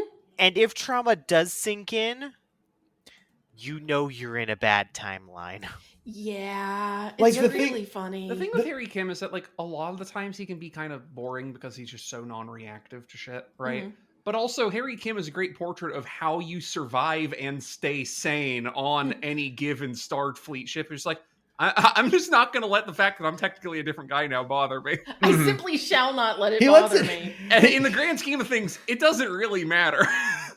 He lets it bother him for like a minute, and then he has one conversation with Janeway, and he's like, yeah, but I mean, what the fuck am I going to do about it? So, whatever. He's dead, I'm alive. I guess it don't matter. It's fine. Which, to be fair, is also how I would react, where I'd be like, 99.9% good enough. If I know I'm the clone, but the original is dead, and I have all his same memories, well then, fucking, what's getting upset gonna do about it? Sucks to suck, idiot, but that's not my problem anymore. Yeah, I guess, like, because ultimately the thing is, like, whatever that happens to you, your thing just go like, well, getting upset about it won't change the fact that it happened, and I'm alive and have to deal with it. So hey, whatever. Right. And then finally, I also want to talk about the third episode in season 2 that's just fucking Voyager defining, which is Tuvix. Right. Yes, Oh, baby. I think out of everything we've just talked about, Tuvix is still the most fucked up episode of Star Trek I've ever seen. Tuvix is so fucked And up. I've seen all of Deep Space Nine. Yeah. I think there is a part in the lower decks where they explain Tuvix to another character, because like the lower decks takes place about 10 years after, but not all of Janeway's adventures are completely declassified. Yeah, that's right, baby, my girl. And so they briefly talk about Tuvix, and they're like, yeah, they just like murdered a guy for the convenience of it. It's pretty fucked up. And this is why Janeway's the best, because she's also the only one who's like, you are worth less to me happy than you are as two different miserable guys. I'm separating you. She decides to split Tuvix up because Kess is feeling awkward. Yeah. Because Kess is like, Tuvix said he loves me, and I don't know, I just don't feel comfortable with that. And then she's like, all right, put him in the pear wiggler. And it's literally where it's like, Captain, a sapient life form who is happy with their new existence is begging you not to do this to him. And like, it's not like anything on our ship would be hurt by keeping this way. If anything, he's doing both of his jobs better than he was before. Yeah. And she's like, I don't give a fuck. Kill him. He's annoying, and I'm going to kill him. Sorry, but she's the best character. The funny thing is, he wasn't even that annoying. Like, Janeway has a thing where she's like, yeah, I like his cooking better, and he's doing a much better job on the bridge. Like, I don't have any complaints about Tuvix's existence. And then Kess is like, but I don't love him anymore. I miss my boyfriend. And it's like, yeah, well, I'm sure a lot of girlfriends with dead boyfriends miss their boyfriend. It's fine. You'll get over it. Yeah, Cass, sweetie, you're only going to be around for like a little bit longer. Maybe just put up with it. Yeah. This guy seems kind of cool. I don't know. Like, and it's like, well, what about Tuvok's wife? And it's like, she's a Vulcan. She'd be like, I see. Processed. Done. Yeah, I've already made peace with it. It's children, this is your new double father. And they'd be like, all right. It's just like, frankly, I was expecting you to be different when you were gone for however many number of years, and you come back and you're different. Accept that. It is within my expectations. Yeah, I made peace with it instantly. His wife would have been like, yes, logical progression for a Starfleet officer to go away for 7 years and come back a different person. There are many records of this incident, of the exact thing happening. Like, yeah, but that's why it kicks ass. It's the best episode. I can't overstate how much I think Captain Janeway kicks ass. I know I've been saying it over and over again since I started watching Voyager, but she's the best character of all time, folks. She's just like, no, you're worth more to me as two people instead of one.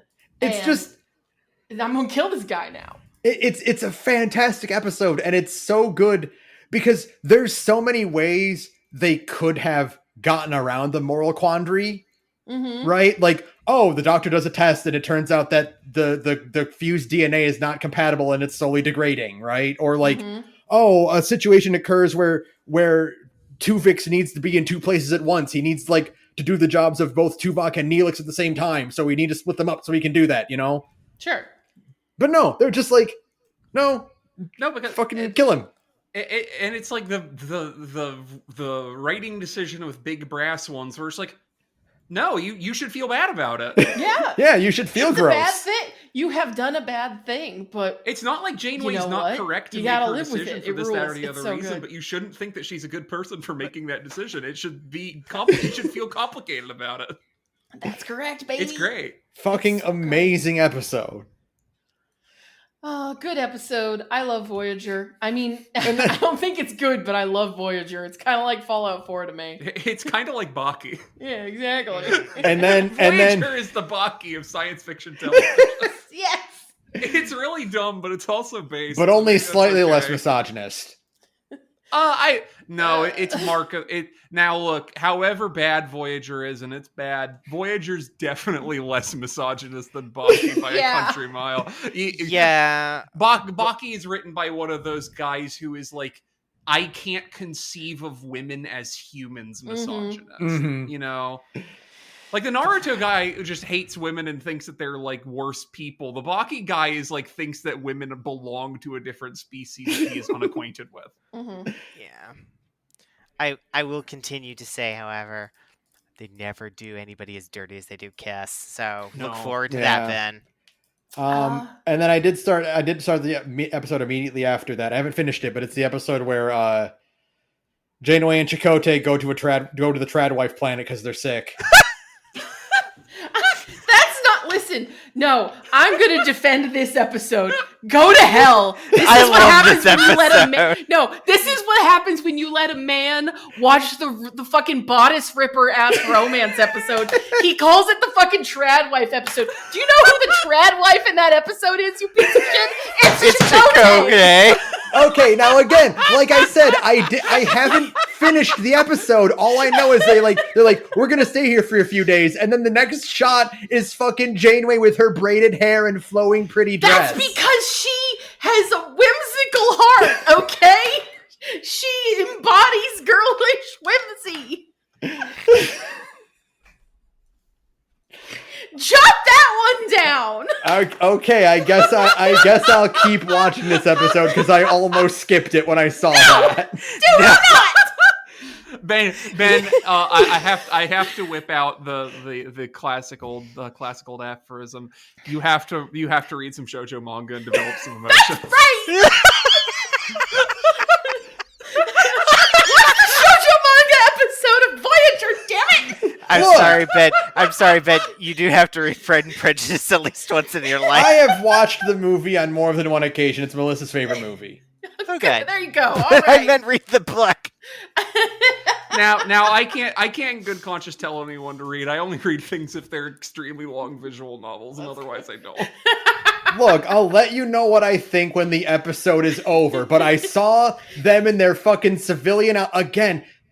The fucking Federation planets have the worst civilian fashion in any sci-fi series. It's terrible. No, you're wrong. Janeway's long skirt and her perfect hair and her billowing blouse are in fact perfect for me. I don't mean Janeway just specifically. I mean like in general, like whatever fucking Jake wears in DS9. Oh yeah, that's Abomination for sure. Like they're putting that Jake kid in shit that Jonas Venture would make his kids wear. Yeah. Like okay, Picard's gonna dress as a civilian in this episode, and he comes out wearing starting armor from RuneScape. Yeah. Everyone's dressed like pirate, like they've made a pirate costume out of a JCPenney catalog. Yeah. I'm just suddenly thinking about those scant outfits in Mass Effect 1 and just like everybody in Star Trek thinking that is the most fashionable thing in the world. Okay, just one more thing is here's the screenshot from the TV tropes page because I needed to remember what the episode was called. Chakotay's just dressed like a Jedi. Yeah, but it's because it's like a dumb romance episode. It's one of Janeway's dumb romance novels that she loves so much. That's literally what's happening. This is Ben, it's called a tunic. It doesn't mean he's a Jedi. We've had them for hundreds of years. Saturn, this is literally the same color palette as a Jedi outfit. It's beige and brown, you Philistine. Yeah. They're natural colors. It's earth tones. Fuck off. My man is wearing some Obi-Wan cosplay. He's in linen, you fucker. The destruction of the fucking gorge just because Ben hasn't finished the Bodice Ripper episode. Yeah, I'm gonna get my level 1 hempen Dalmatica and dye it metallic sky blue like a huge fucking cock. Like, come on. It's literally normal. Oh my god, I'm gonna die. Fuck. Oh my god. No, he's literally just fucking dressed like Obi-Wan Kenobi. Well, okay, when you put it like that, maybe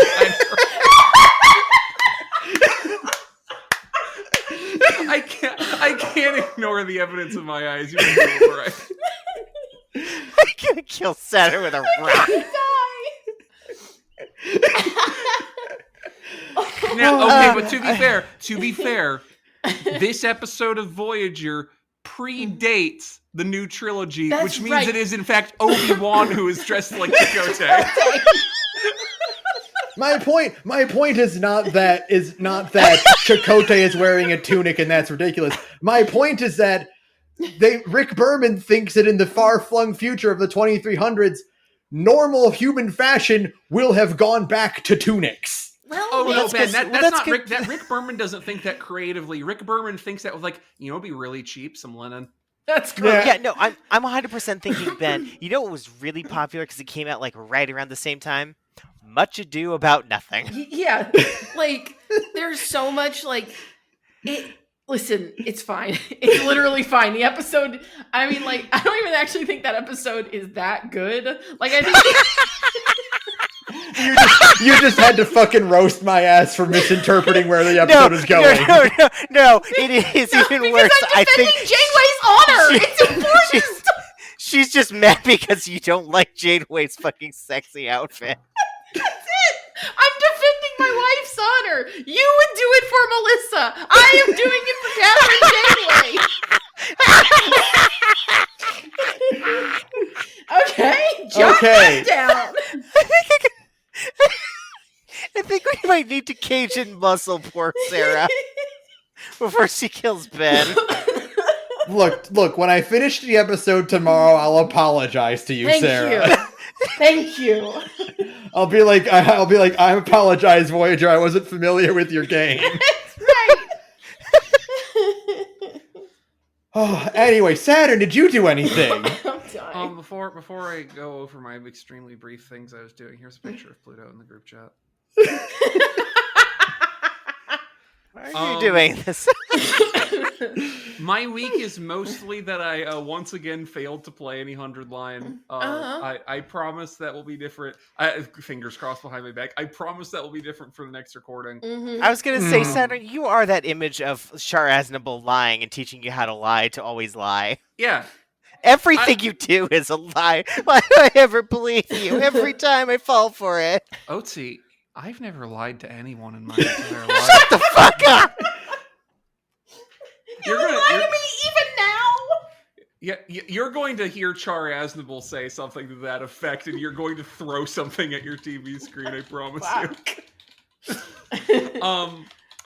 So, my week mostly, for those of you enlightened peoples in the Discord chat, which sadly does not include anyone on the show yet who have played my visual novel, I have been working with some of those people about maybe sometime next year doing another thing, not directly connected to that, but a lot of the same people working together on making a thing. And so that's where a lot of my week has went, as I've been in the pre-production minds, writing things and doing art and things of that nature, which is where most of my week went.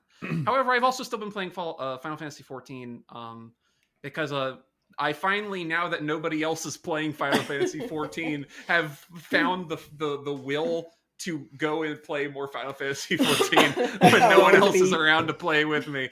That's so how it I've just always been- be. I'm sorry. I'm just getting my classes. I'm getting a bunch of classes up to level 100. I maxed out Viper. I maxed out Pictomancer. All my healers are done. I'm pretty close on finally getting my Dark Knight up there. Black Mage is pretty close. I'm making some progress. I've mostly left the physical DPSs to the wayside because I don't really like either of the two that I don't have maxed that much. And then I don't really care about most daily DPSs that aren't Viper or Samurai. But I'll get to them eventually. Yeah, I don't know. That's been it. There was that announcement about the Glams thing. Yeah, that's why I started that's playing in the FF14 news. again. Yeah, we'll get to that in the news. All I'll say is a lot of that time I've been spent playing FF14 has been making outfits that I can't wear yet, but I will be able to wear in December. And In boy about a howdy, month. it will. Your suffering will be eternal. Uh-huh. The things I have already devised in the lab, beggar belief. No. How can I believe you, Saturn? All you ever do is lie. Well, okay. Well, I posted that one in the FF14 chat earlier. I can repost You it could in the have. group chat. It could have been faked. Oh my god, I'm gonna die. I'll repost it in the group chat just Yes. so everyone can see her again. It's so good. Mm-hmm. I have already assembled multiple. Listen, never mind. We'll talk about it in Yeah, we'll news. talk about Never it. mind. Carry on. Yeah, Yeah, we'll get there. Oates, have you done anything? I also have been playing Fallout 4, Mm-hmm. and I guess to clarify that, I have also been playing Fallout 4 when I haven't also been fixing both myself and Sarah's mod list. It has been a nightmare. She's been very, very helpful, helping me I've get been things very installed diligent. because she has time off during the day that I just don't because I have to work. So she's been very nice about helping me get things set up while I'm working in the other room. And we're gonna have to do it again. We're gonna have to do it again. I'm so sad. I have already had to do it again because I came across a game-breaking bug that doesn't become prevalent until Act 2 of the game. Mhm. And it was bad enough I had to redo most of my mod list, wipe my cache, and start all over. That's Fallout 4 for you. You're always, And having the wipe cache. It's getting so dirty. Yeah. True, actually. I'm 100% deep in the. I actually don't think I like Fallout 4 as I keep playing it. That's right. Ottermelon hates the water. Otter hates Ottermelon. Yes. Otter hates Watermelon. watermelon. Can't stop eating it. That's correct. Yeah.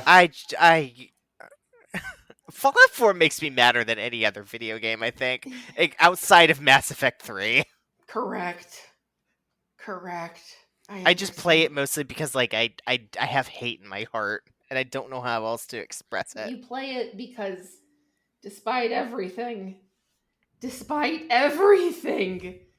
it's still the most stable Fallout game that isn't 76. I know. It's crazy. That's fucked up.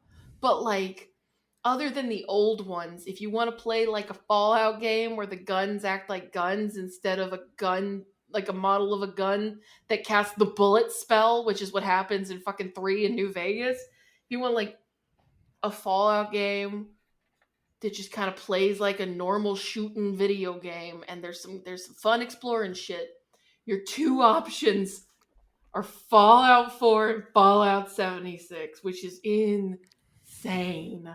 Maybe So- they'll remake 3 in New Vegas and Fallout 4's engine. We can all die Maybe. happy. Could Maybe you we can all imagine? just die finally. I continue to have copium about that one because they keep adding new Fallout 3 and New Vegas stuff that is clearly not just recycled assets. They've rebuilt it from the ground up. Yeah, these They are remodeled. Yeah, completely new They keep models. putting in shit like so the Fallout 4 anniversary update coming out. I don't know if that's in news or not because it's a new release, whatever. But one of the things is like, okay, well, it's the anniversary thing. We've put in a bunch of never before released Creation Club things, and one of them is this thing about sea scavengers, and the sea scavengers they have underwater shit, and they have these diving suits that are conspicuously the same model of diving suits as the ones that the ghost miners wear in Dead Money, like with the same mask and like the same ports on the sides of their legs and shit like that. And it's like, I mean, yeah, it's not the same model. Like, clearly they're doing a different thing, but also it kind of looks like you made this just to obscure the fact that you have a new Ghost model for a hypothetical Fallout 4 engine remake of Fallout New Vegas, which would explain why that rumored Fallout 3 one that was on the NVIDIA leak never came out, because maybe you're just doing them both in the same release. Huff, huff, huff. Mm-hmm. The one that really gets me is the fact that there's like, hey, we're going to release cyber dogs. And I was expecting just dog meat with Like a- cybernetics implanted onto it. It is a completely different species of dog. It is Rex. Mm-hmm. It is Rex. They're making that New Vegas remake. They'd be stupid not to. They need to. But I mean, they're very stupid. They don't know how to make The problem money. is Bethesda's stupid and Microsoft is stupid. They don't know how to make money at that company anymore. So No. I don't know. I don't know anymore, y'all. We've already been talking for an hour and 40 minutes. Does Yeah. anybody have anything else to talk about before we go to the news? I had fun hanging out with you guys, and I want to do it again. I also had fun Yay, doing we that. will soon. Yeah. Yay. News. I'm glad Lightning round. I'm glad we had a lot of fun in the what we've been doing section, because this mostly sucks. All right, let's do it fast then. Come on. We don't have enough of a production to steal the Gigaboots industry burning down segment, but No. if you watch that show, just imagine it in your mind while we Yeah, talk. let's just rip this fucking Band-Aid off. Counter-Strike 2 skins market crashes and $2 billion market cap drop after October 23rd update. Very Now, you funny said story. everything- This one rules. Yeah, you said everything sucks. However, I noticed we're starting with a certified banger, the literal Start funniest strong. thing Valve has ever done. Very funny. I actually had, and I've kind of forgotten everything he told me. My upstairs neighbor, very cool guy. He's young. He's like a child, is basically as far as I'm concerned. He's 25. We sit around because our dogs play together. We're sitting around talking about it. He vaguely mentioned Counter-Strike and I was like, "Oh, you play Counter-Strike?" He's like, "Yeah." I said, "Can you explain this knife drama to me?" And he was so excited to explain the knife drama to me because he made $700 off a knife before the market crashed, so he's very happy. Mhm. And basically, it all boils down to Valve put out a way to earn, like, just by trading up, like by taking like trash stuff. You can, and this is very boiled down. You can take trash stuff and trade it up to get those rare knife skins that used to be like you only got them in loot boxes, right? Like Right. that's, and then they could be resold, of course. Yeah. That's all it is. So like the slightly more detailed thing is they added a system where it's like, okay, you can melt down 5 blues to get a purple, and you can melt down 5 purples to get an orange, and then you can melt down 5 oranges to get a pink or whatever, however that would Right. go. I don't know what the actual CSGO rarities are.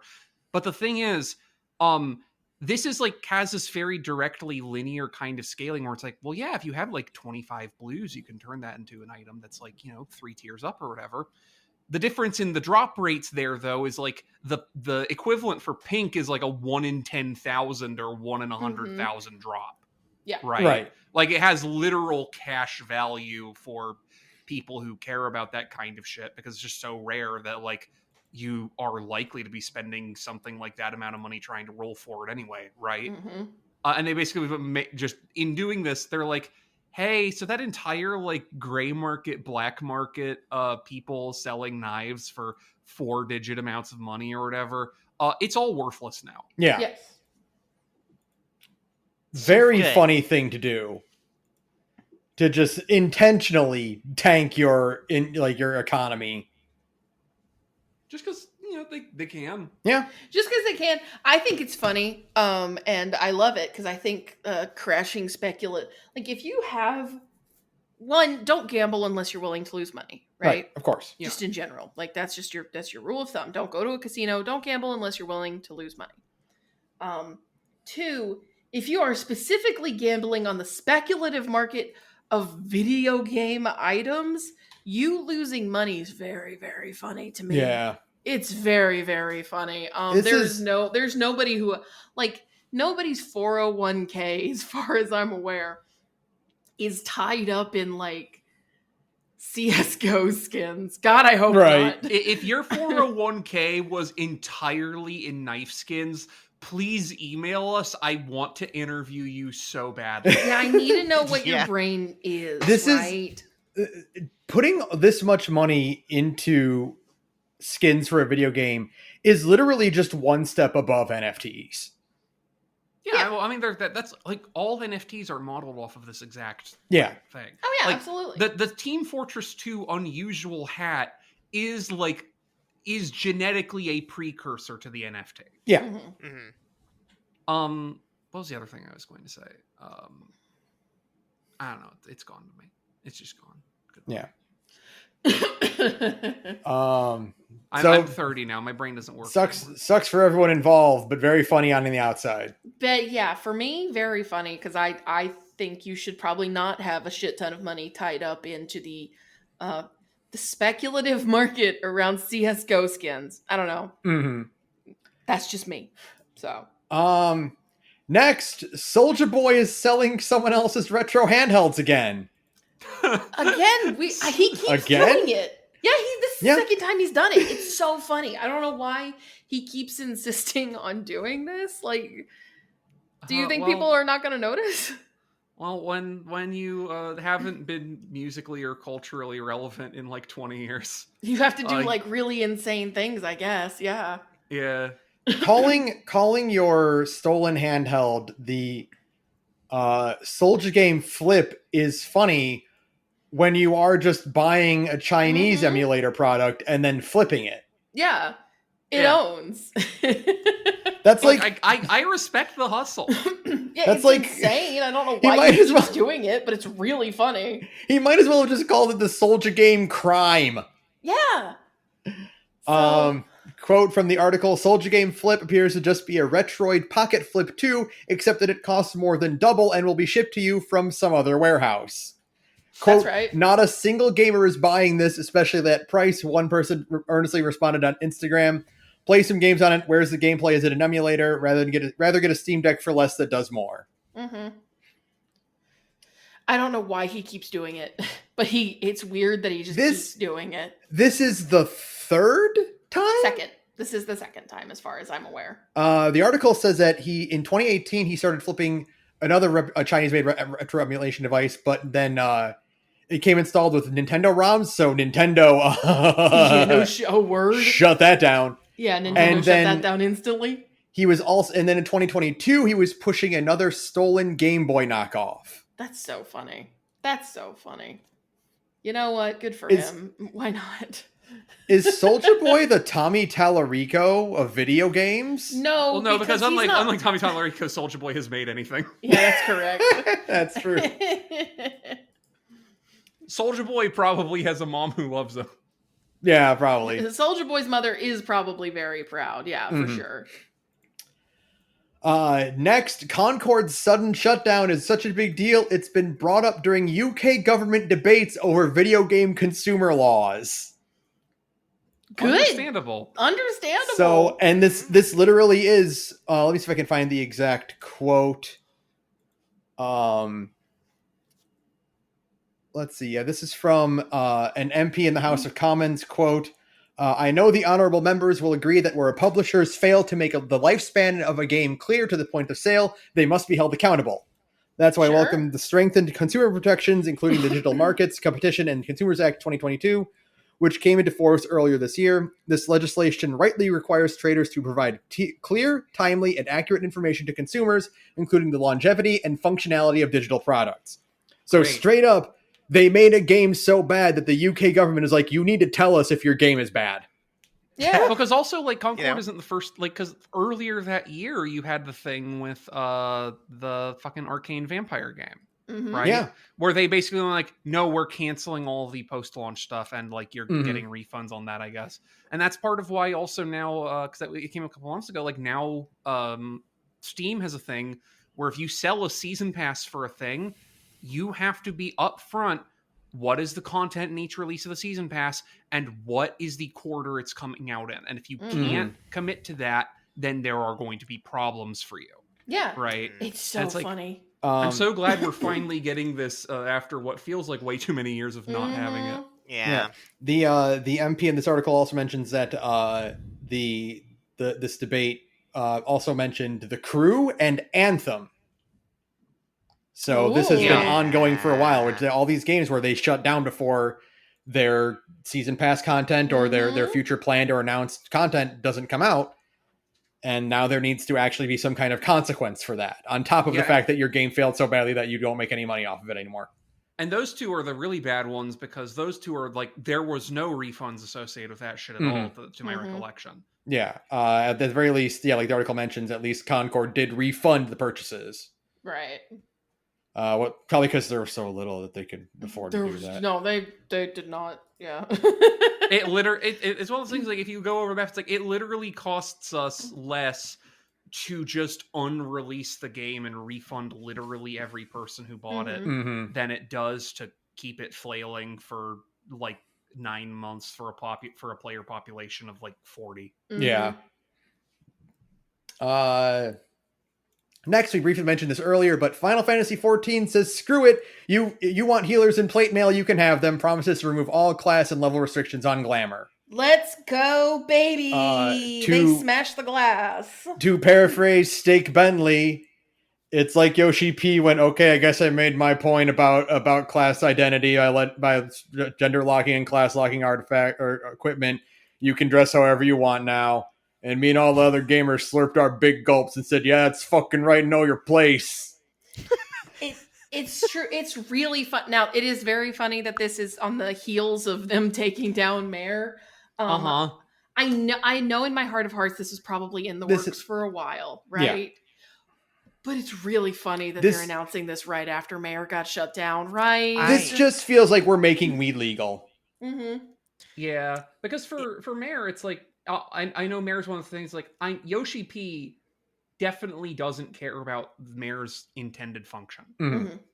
But like the reason they had to get rid of it is because it uses the same API thing. Like it exploits the same API thing that people were using to stalk people on with a different FF14 thing a few months beforehand.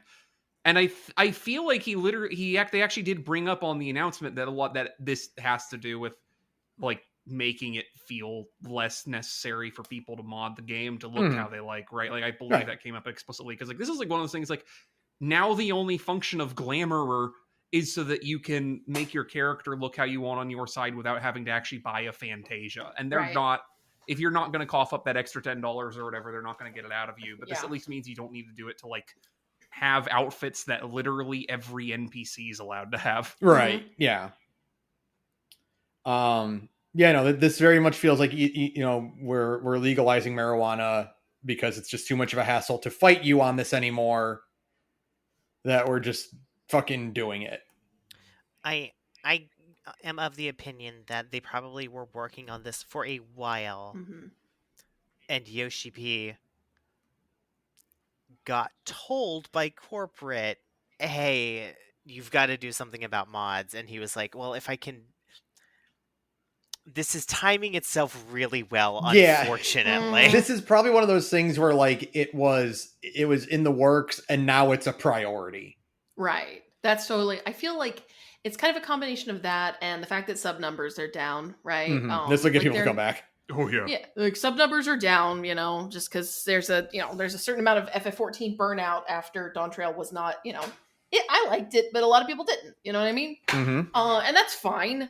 It's fine to take a break from the video game if it didn't quite make you happy. But like, this is an easy way to like get people to come back and be like, "Hey, look, all the glams are unlocked."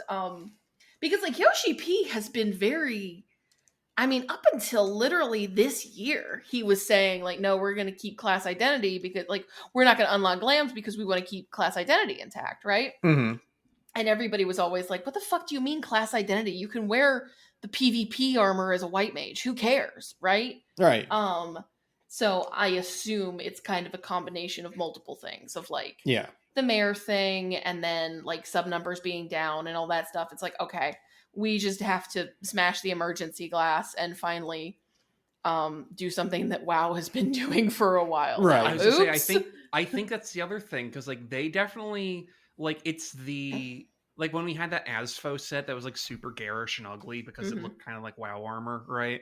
They do things that are, like, we can't have WoW of all MMOs styling on us in anything. We have to earn some W's back, even if it's just nowhere unlocking glam so that you can actually dress however you want, because you can do that in that other game that isn't very good.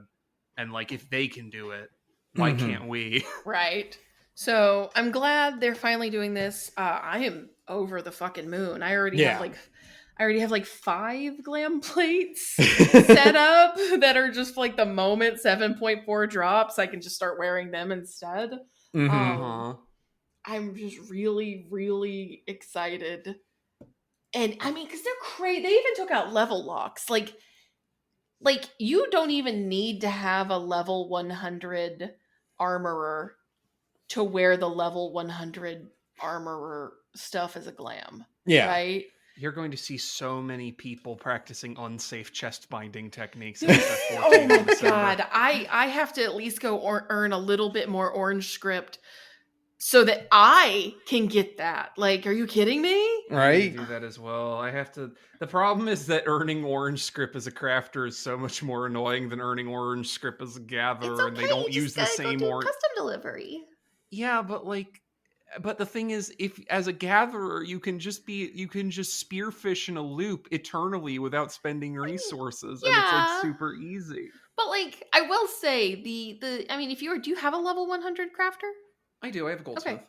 Then yeah, if you just do the custom deliveries, you get like a decent chunk of. I know it's a little bit more effort, but I will say you get a decent chunk of orange script just from doing the. I know. It's a little bit of extra work. I promise, it's worth it. It'll be worth it once you have your sexy chest wrap. Yeah, it will. It will. I promise. It's gonna be so weird. In fact, once we get off this phone call, I'm gonna go do that. If depending if you feel like getting back in a phone call, I'm probably also gonna get back in FF14. Yes. I have tons of other shit I have to do in there. I need to go do Eureka at some point so I can get that fucking cat chest piece that Oates has that I don't, because I keep seeing people who have it and it looks so cute and I want it, but I don't have it. We gotta get. I have so many new glam things I can wear in December that would actually look sick as fuck with it, also, which pisses me off. We're all gonna have to go back to Eureka. Oh yeah, the scorpion harness. I love that one. Yeah, I have access to so many great like long gloves now that would look so good with it. Yeah, it's a great fit. I love it. Makes me feel so sick. Stop rubbing it in! I'll kill you! I'll kill you! You look really pretty in it. I know I would. That's not the point. Actually, yes, it is kind of the point. That's kind of the point. Yeah, it's kind of. I think I've discovered, like from my earlier meltdown about not respecting Captain Janeway's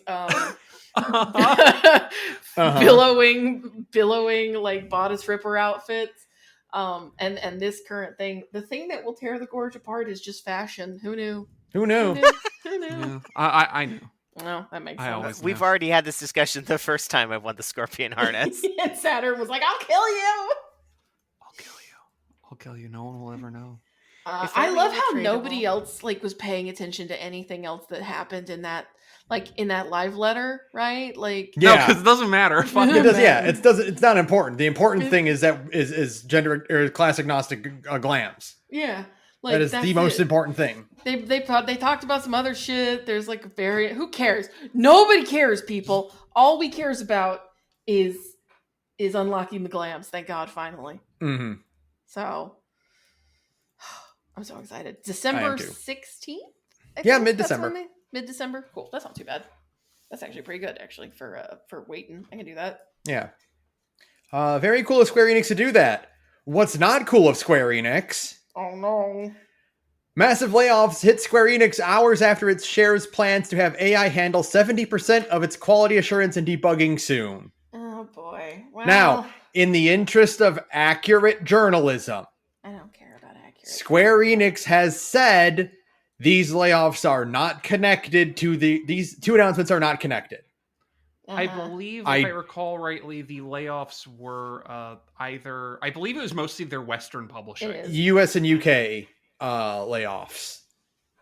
So not, damn, you people aren't doing anything for us. Get out of here. Yeah. Which, still sucks, but also is a different problem. Yeah, like, okay, and then I think I read somewhere else or someone was talking about this where it's like, okay, on paper, the idea of getting some manner of AI, to run and jump in a corner for 200 hours makes sense, That makes sense. right?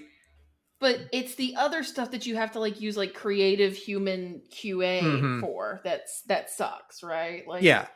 Like if you're trying to get like a Gen AI to handle weird inputs and whatnot, that's a problem. Setting up a script that can test collisions in like an environment is fine. Right. Whatever. But like when it's like, okay, well, we need someone who will do a backflip into this specific corner while having this item equipped and the camera is pointed to this direction 500 times. That we need a person to do. Yeah, like, it's yeah. And this would also not be a problem if it was, okay, we're getting an AI to increase the number of tests being done, right? Instead of, oh, we're gonna slash 70% of our human playtesters and get an AI to do that stuff. Like if they weren't slashing, if they weren't trying to get like 70% of their QA work done by AI, like I can see the benefit of just like a normal ass AI model that exists to do like some of the most like the rote stuff that no human being should be asked to do. That's the whole purpose of fucking AI in a good world. Is it supposed to replace the jobs nobody wants to do? God damn it. Like, and I don't know, something that can handle cataloging and tracking all the different bugs that QA finders that QA testers find, right? But like to just have Gen AI potentially handle all of it so that a shit ton of people are out of their jobs is not great. It's not great, especially because I barely trust Square Enix to like turn the lights on Final Fantasy 14 some days, right? Like I sure as shit don't trust them to make an AI that can do QA. That's for sure. Holy shit. Yeah, no, I mean this is like one of the worst applications for AI you can think of because game testing is about like, hey, this weird thing happened. Okay, what did you do? I did this. Right. Let me show you what I did, and this happened. Square Enix is about to create the Skynet situation. Like the scenario is going to happen where they're like, all right, bug test Final Fantasy 17 for us. Yeah, and it drives the computer insane and it decides to kill us all, right? Like, yeah. You come back 24 hours later and you're like, all right, buddy, how are you doing? And the AI is just like, hello, my name is Tetsuya Nomura. I have many ideas about Kingdom Hearts. I will tell you about them all. I suddenly had a much funnier idea. It's them doing a Life is Strange remaster again. And the bug testing drives it fucking crazy.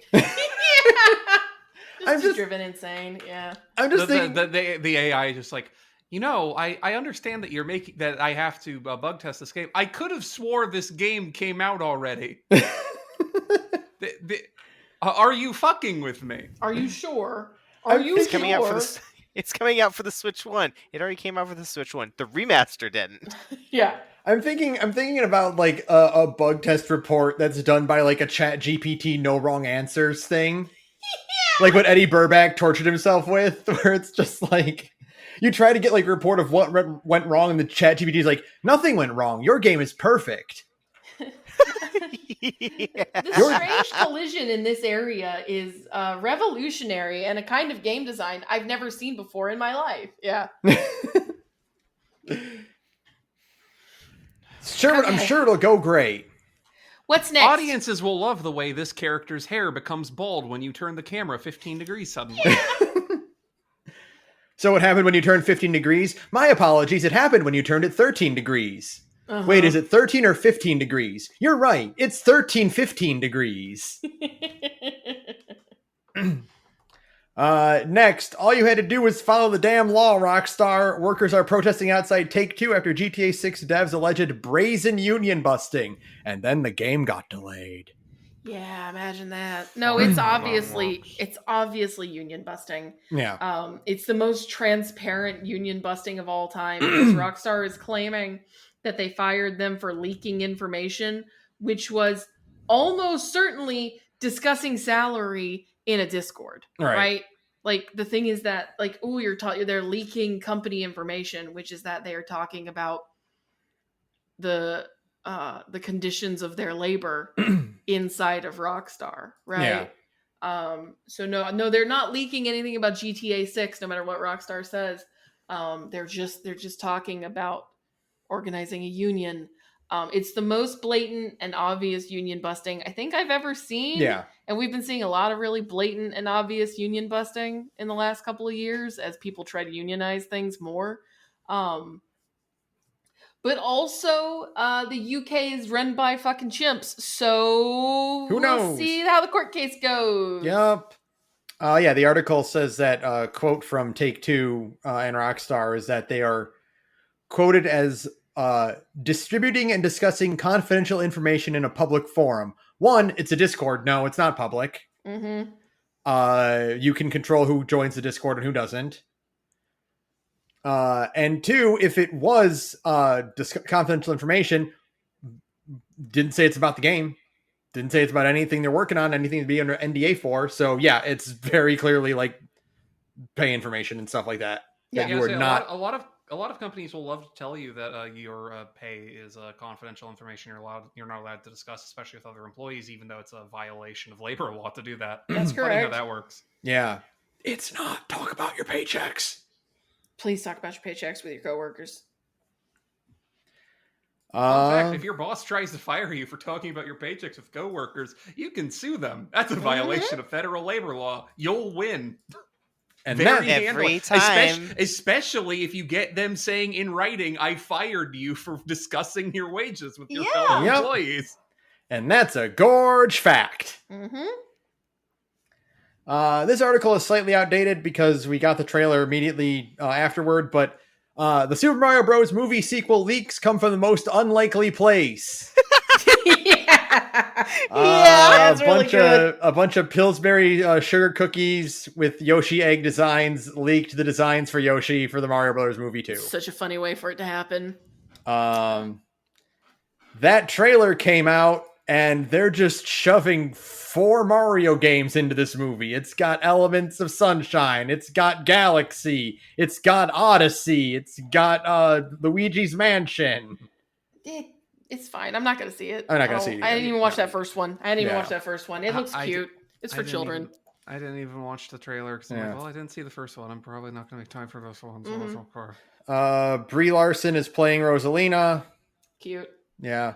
That's great. I'm sure that's going to not make a whole new generation of people categorically insane about Rosalina the way they're already categorically insane about Rosalina. Mhm. No, it's just going to drive the same generation even more like suicidally like insane about the fact that Rosalina does not exist in real life. Yeah.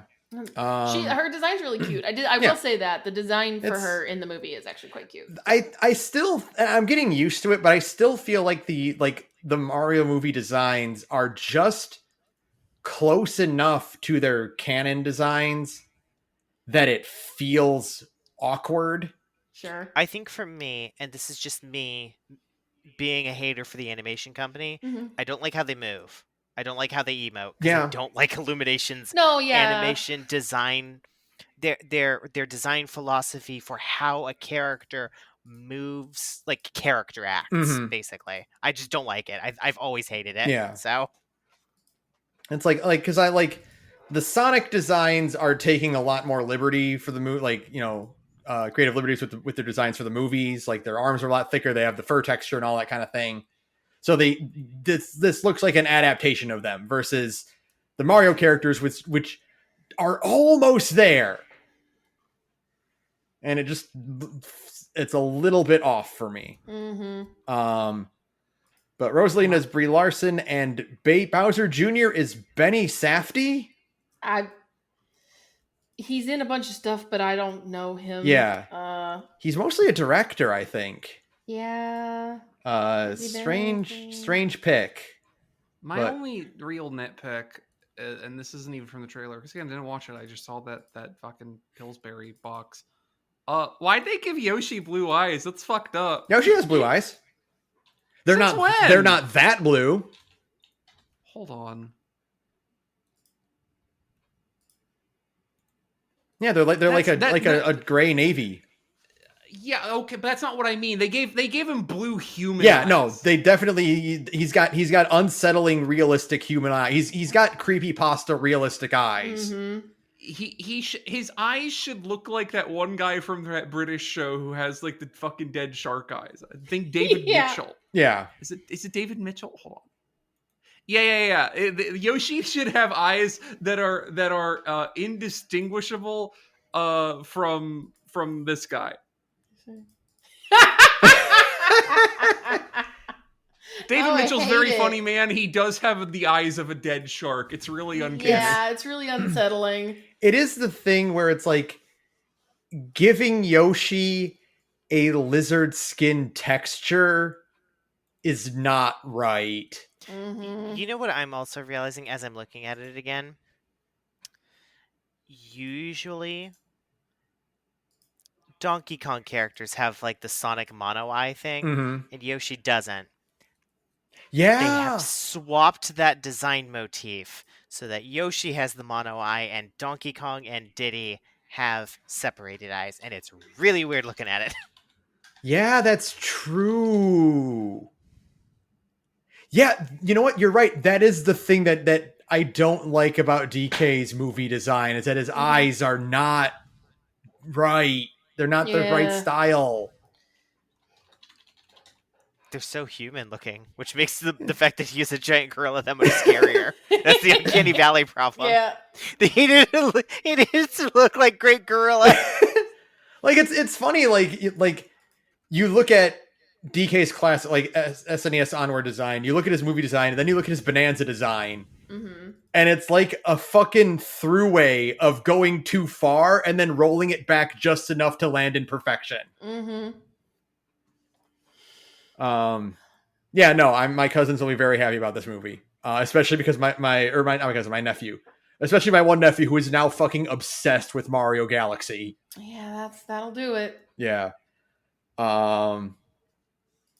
Anyway, look at this gorilla I just found who looks uncannily like Ron Perlman. Oh my god. He does. He's kind of doing a Ron Perlman face. That's so weird. Yeah, I don't like it. Have we considered instead that Ron Perlman might just look uncannily like this gorilla? I mean, It might just be that Ron Yeah. Perlman is just a shaved gorilla. Have we ever considered Have we that? considered that? I actually am Sasquatch from considering Venture that right now. Brothers? All right. Two more. The Game Awards 2025 to stream on Prime Video. Who could possibly care about the Game Awards this year? Like after like the whole like we're cutting the creators with impact shit because everybody wants to talk about Palestine. They're like, actually, we're not going to do that. Yeah, no.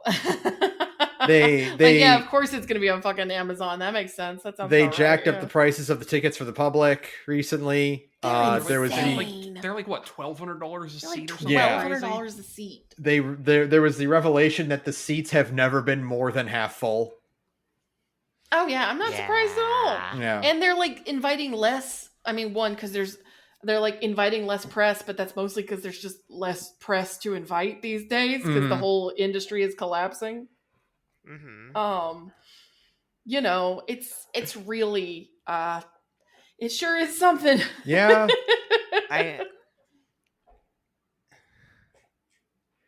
The next Game Awards, if this trend continues, the next Game Awards will just be entirely live streamed from Jeff's like garage. I mean, it's probably still going to keep doing well, right? Like, that's the problem. I mean, maybe this one will totally bomb because everybody is just so burnt out on the whole affair. We had such a good one last year.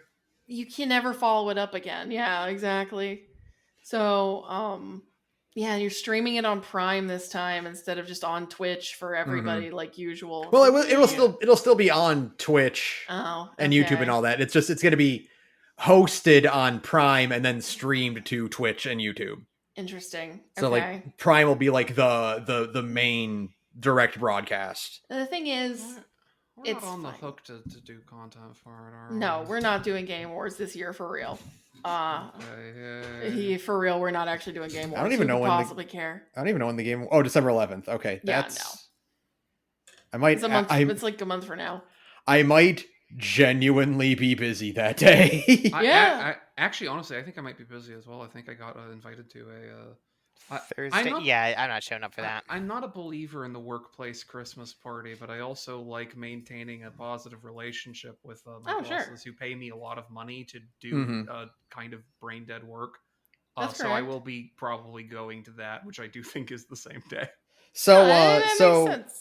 So look forward to, since we're probably not going to stream it. Look forward to the announcements of the Fallout 3 and New Vegas remakes and Kingdom Hearts 4 and Yeah, absolutely. the release date for Persona 4 remake. Yeah, totally. All that good it'll stuff be will just fine. be happening. Listen, all of those trailers will be out 10 seconds after they air at the Game Awards. So, like, it's fine. Who cares? Yeah. Yeah, like, look, we're not going to be streaming it, but our asses are stupid, and if there's, like, literally anything of import at all, we're going to be podcasting about it in a calendar week. That's so right. If you care about our opinions, we'll have watched it at some point. That's correct. The good bits without all the shit. And all the yapping, so, we'll see. Actually, hold on, wait a minute. Let me just do some quick calculations here. We'll record that day, and then we would be broadcasting, like, our episode would go up the day before the Game Awards. We'd have to wait 2 whole fucking weeks to talk about the Game Awards. Shocking no one. It's the most gorge thing that could possibly happen to us. Yeah. So fingers crossed it'll be bad, so that we don't have to talk. We don't have to be like bummed out about that. And finally, speaking of critical disappointments, what was announced in Sony's State of Play livestream for November 2025? Nothing. Nothing. Literally nothing. It was mostly updates. I'm going to have to ask a genuine and serious question out of all of you. Because this is, I think, the first time I've actually been able to participate whenever a State of Play happens. Has any State of Play ever actually had a goodie? Yeah, there have been some that have some good hits here and there. Sure, like when they announced like the Wolverine game. Like there have been a couple times where they announced like the Final Fantasy VII remake stuff at State of Plays, right? Yeah. Because E3 was dead by then. I think that was about like the new. I know that was originally announced at like Gamescom or something. Like that. They did the I think they showed that cool King Arthur themed character action game. I think that was at a State of Play. Yeah, they've done some. Like there have genuinely been good State of Plays before. Much like Nintendo Directs. Like it's a legitimate gamble if you're going to get something good or not, right? Like it has genuinely been this last one the first time I've ever actually been with the Gorge party members as it's going on, right? Instead of being at work, because it's just always lined up that way. Yeah, but this one was who could care? There's literally nothing in there. It was dull. There was nothing. They literally ended it on an advertisement for the controller for the PlayStation 5. Oh no. Yeah, which was making me think like, oh, is this just like an investment party thing? Like that's the craziest thing to me is that it is ostensibly it was a whole State of Play in Japanese, and they talked about Japan exclusive stuff, like the Japan exclusive version of the PS5 that cost $350, which is great. There's tons of stuff in that direct that are quite literally just for Japanese player. There's a couple of people in the West who care about Super Robot Wars and stuff like that, but that is mostly a Japanese fan base, right? That's for a Japanese fan base and for people who really, really, really, really, really like Gundam and are willing to put up with a lot of stuff to get it. But they aired it at 7:00 in the morning in Japan. Who was this State of Play for? Because none of the games were really things that American, they talked about Dynasty Warriors and stuff, and that stuff all looks fine. It looked, I mean, everything they showed was fine, right? None of it looked like a big stinker, but it was it was very obviously geared toward Japanese audiences, and that's fine too, right? Like, yeah, Right. you have that's a completely different customer base over there. Yeah. Nintendo does a lot of the thing where like the Nintendo Direct in Japan will show different games.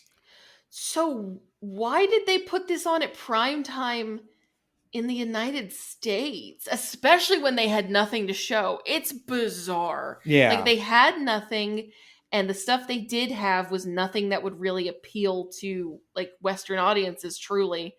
It was just really strange, like Yeah. from top to bottom.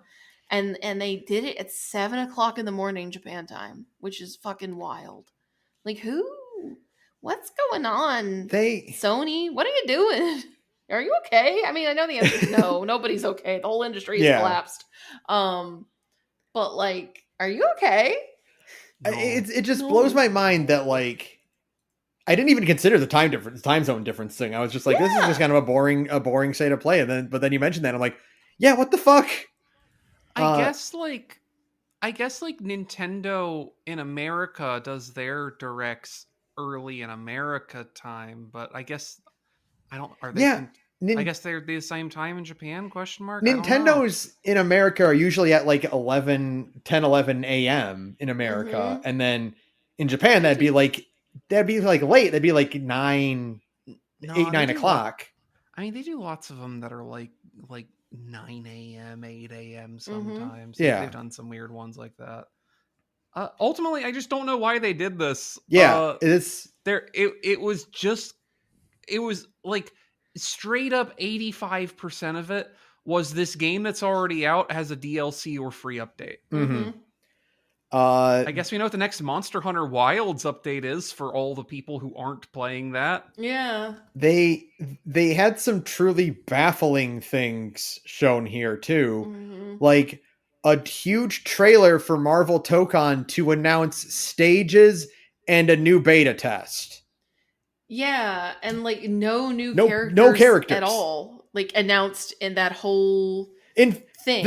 They had negative characters announced because they showed the crowd of the X-Mansion, which deconfirmed a lot of X-Men characters. Yeah, it sure did, baby. I was counting off how many there were. There were 13 X-Men in there. I'm pretty sure none of them were going to show up. Yeah. Now, my understanding is that because they had this problem in Marvel vs. Capcom Infinite as well, where they couldn't get any of the X-Men, and it's just straight up like, I think the licensing happening there with X-Men characters in video games is like really weird. Well, I feel because they couldn't get any of them for MVCI either. But that was a while ago, and they've done a lot to there were a lot of X-Men characters in Ultimate Alliance 3. There's been X-Men characters in like Lego movies. Like that, you gotta have Wolverine at least, because he has that one panel where he's in that stupid ass like Japanese wedding outfit. Yeah, and he looks like White Rohari Kobayashi. They have a lot of X-Men characters in Marvel Rivals and stuff like that. So like and Storm is a playable character in Tokon. Right. So like they have X-Men characters. What I think is that Arxis doesn't want to make Marvel versus Capcom 4 without the Capcom, right? Right, yeah. Wolverine and Storm are very popular X-Men characters outside of MVC, but like Gambit, Psylocke, Magneto, Cable are more well known for being MVC characters rather than just like Marvel. The X-Men. Well, they're X-Men characters, but like. Psylocke has gotten a big boost lately from Marvel Rivals, but a different kind than I think they're aiming for the fighting game. So like we saw in the crowd, like Gambit, Colossus. I think Rogue was in that crowd too. So it's like, yeah, you don't want to put in a lot of characters who were in Marvel vs. Capcom, because then you don't want to just be the Marvel versus like guys making fake Marvel vs. Capcom. Right. So, get some, they're talked about like, we wanted to use Robbie Reyes, Ghost Rider, because he's younger and cooler. We wanted that kind of attitude in our game. They have Miss Marvel, they have Star-Lord. So they're trying to stay away from MVC characters, would be my thinking behind this. So, just put them in the background of the X-Mansion stage, and there you go. it's still just like, it's all just so very bizarre, right? Like one of the big trailers they had was for a Blaze Blue game that already came out.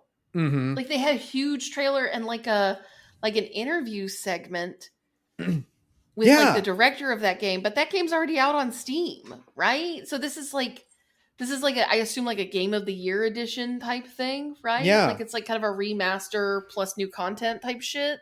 But like, did that really need like a whole big trailer and like a dev interview section? Like, I don't think it did. It's so weird. I'm looking at the breakdown of things that were announced here to see how many were actually full-on new announcements. Mm-hmm. No Sleep for Kaname Date was new. No, that game really? came out. That game came out. That game came out. Yeah, this is just a PS5 version. Okay. Yeah. Yes. Then Motion Wreck was new. Okay. That's the indie platform where you record your actions and you can play them in a different map. Oh yeah, that looks cute. That looked cute.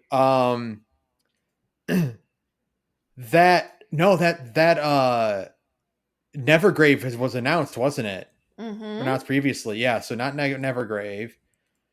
They just didn't have anything. It's weird. Incombini was new, which does look fun. I mean, it is good to get that because like there has been like a plague of Western-made games that are about running a Japanese konbini, and like the Japanese on the packaging is just gibberish. Yeah, Coffee Talk Tokyo. Coffee Talk Tokyo is also Coffee Talk Tokyo. That's a tough one. Mm-hmm. Was all that one looks like an American company or like a Western company making an anime game.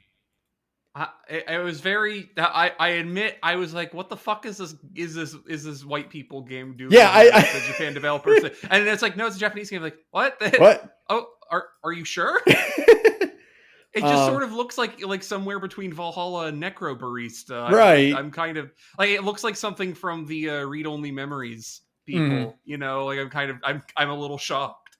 And then Damon and Baby was new. 4 games were actually announced at this State of Play. Very bizarre. And I'll tell you for free, the instant we're done with this conversation, I'm not going to remember a single one of them. Mm-hmm. So yeah, just a very weird State of Play that didn't need to happen, I think. But I don't know. I don't know. The only other thing, booked the time slot and expected more things to come through, and then there was like a bunch of things that just collapsed. Yeah, maybe. The only other thing that fired neurons in my brain was Tangle and Whisper being announced for Sonic Racing Cross Worlds. Finally, just getting IDW characters explicitly announced in a mainline game that's not like a mobile game. Sure. Yeah, you don't see fucking Sally Acorn or Rotor in a kart racer, do ya, Archie fans? Fuck off. The problem is, if they put Sally Acorn in a kart racer, that game would immediately make like a weirdly large amount of money from a weirdly small amount of people. That's right. Yeah. Every furry or furry adjacent person aged 38 or up is buying that and the machine to run it on frame 1. That's correct. I do like how IDW artists for the Sonic comic will occasionally sneak like a rabbit and a fox or like a badger like in the same shot, just like hanging out. Like, oh, there's a squirrel. Just like, look at that. There's a walrus guy. He's just there. It's not Rotor, but he's a purple walrus. But that was about it. That's all the news we got for the past 2 weeks. It's been quiet. Yeah. It's been quiet. Listen, the industry is in an active state of total collapse as we speak, so you're not going to get a lot of news right now. Our next episode will probably go up early because the next scheduled episode is the day before Thanksgiving. And some of us will be busy. Fair. Ben's got a turkey to make. Yeah. Yeah, Ben's got big. If you're hearing this, it's too late. Actually, it's way too early. Don't do it now. Okay. Well, Good to know. no, Ben. Thanksgiving was like 300 days ago. That turkey's bad. Oh right yeah, now. that's true. That's true. Good point. If you remember, it's 4 pounds, or it's a day for every 4 pounds of your turkey. This now is my here's the thing. favorite per public service announcement. Now I have the alternate advice, which is that day of is fine if your deep fryer is hot enough. Yes. remember to do it directly on your kitchen floor if you're deep frying your frozen turkey. Inside your house, next to your baby. Next right? to And you should be trying to get now that that turkey's gonna jump right out of there. Mhm. You need to get ahead of it and bread it. So just be chucking lots of dry flour into the air, just really disperse it through the air as best as you can. Totally. I think it sounds like a great idea. Listen, people. You're welcome. Nothing can go wrong. It'll be great. I truthfully, don't deep fry your turkey. It's not worth it. Okay? Please don't deep fry your turkey. It never actually tastes quite as good as roasting It's it. gonna taste at best slightly better than roasting it for 6 hours, for like 3.5 hours, right? Like now, here's the thing: if you're that lazy, the secret technique, if you really just like, fuck, I'm not gonna remember to take my turkey out 5 entire days before Thanksgiving. It's okay to just like order a smoked turkey. It's like literally fine. It's pretty good. Fine. It's literally fine. No one has. I mean, like if you're doing it for family, they're going to know. So maybe don't. But if you're just like trying to have like a little bit of Thanksgiving, such and such, like just it's okay. Like You don't have to overcomplicate it. If you really want a deep fried turkey, just buy a turkey drumstick and deep fry that. Yeah, make your life easy, please. Oh, but Please don't do the whole damn thing. You're not gonna get it cooked all the way. But I need to deep fry it so that it's moist. Brine Don't it. be stupid. Dry brine it the day. Don't wet brine it because that's just going to get turkey juices all over your fridge. Get a salt rub.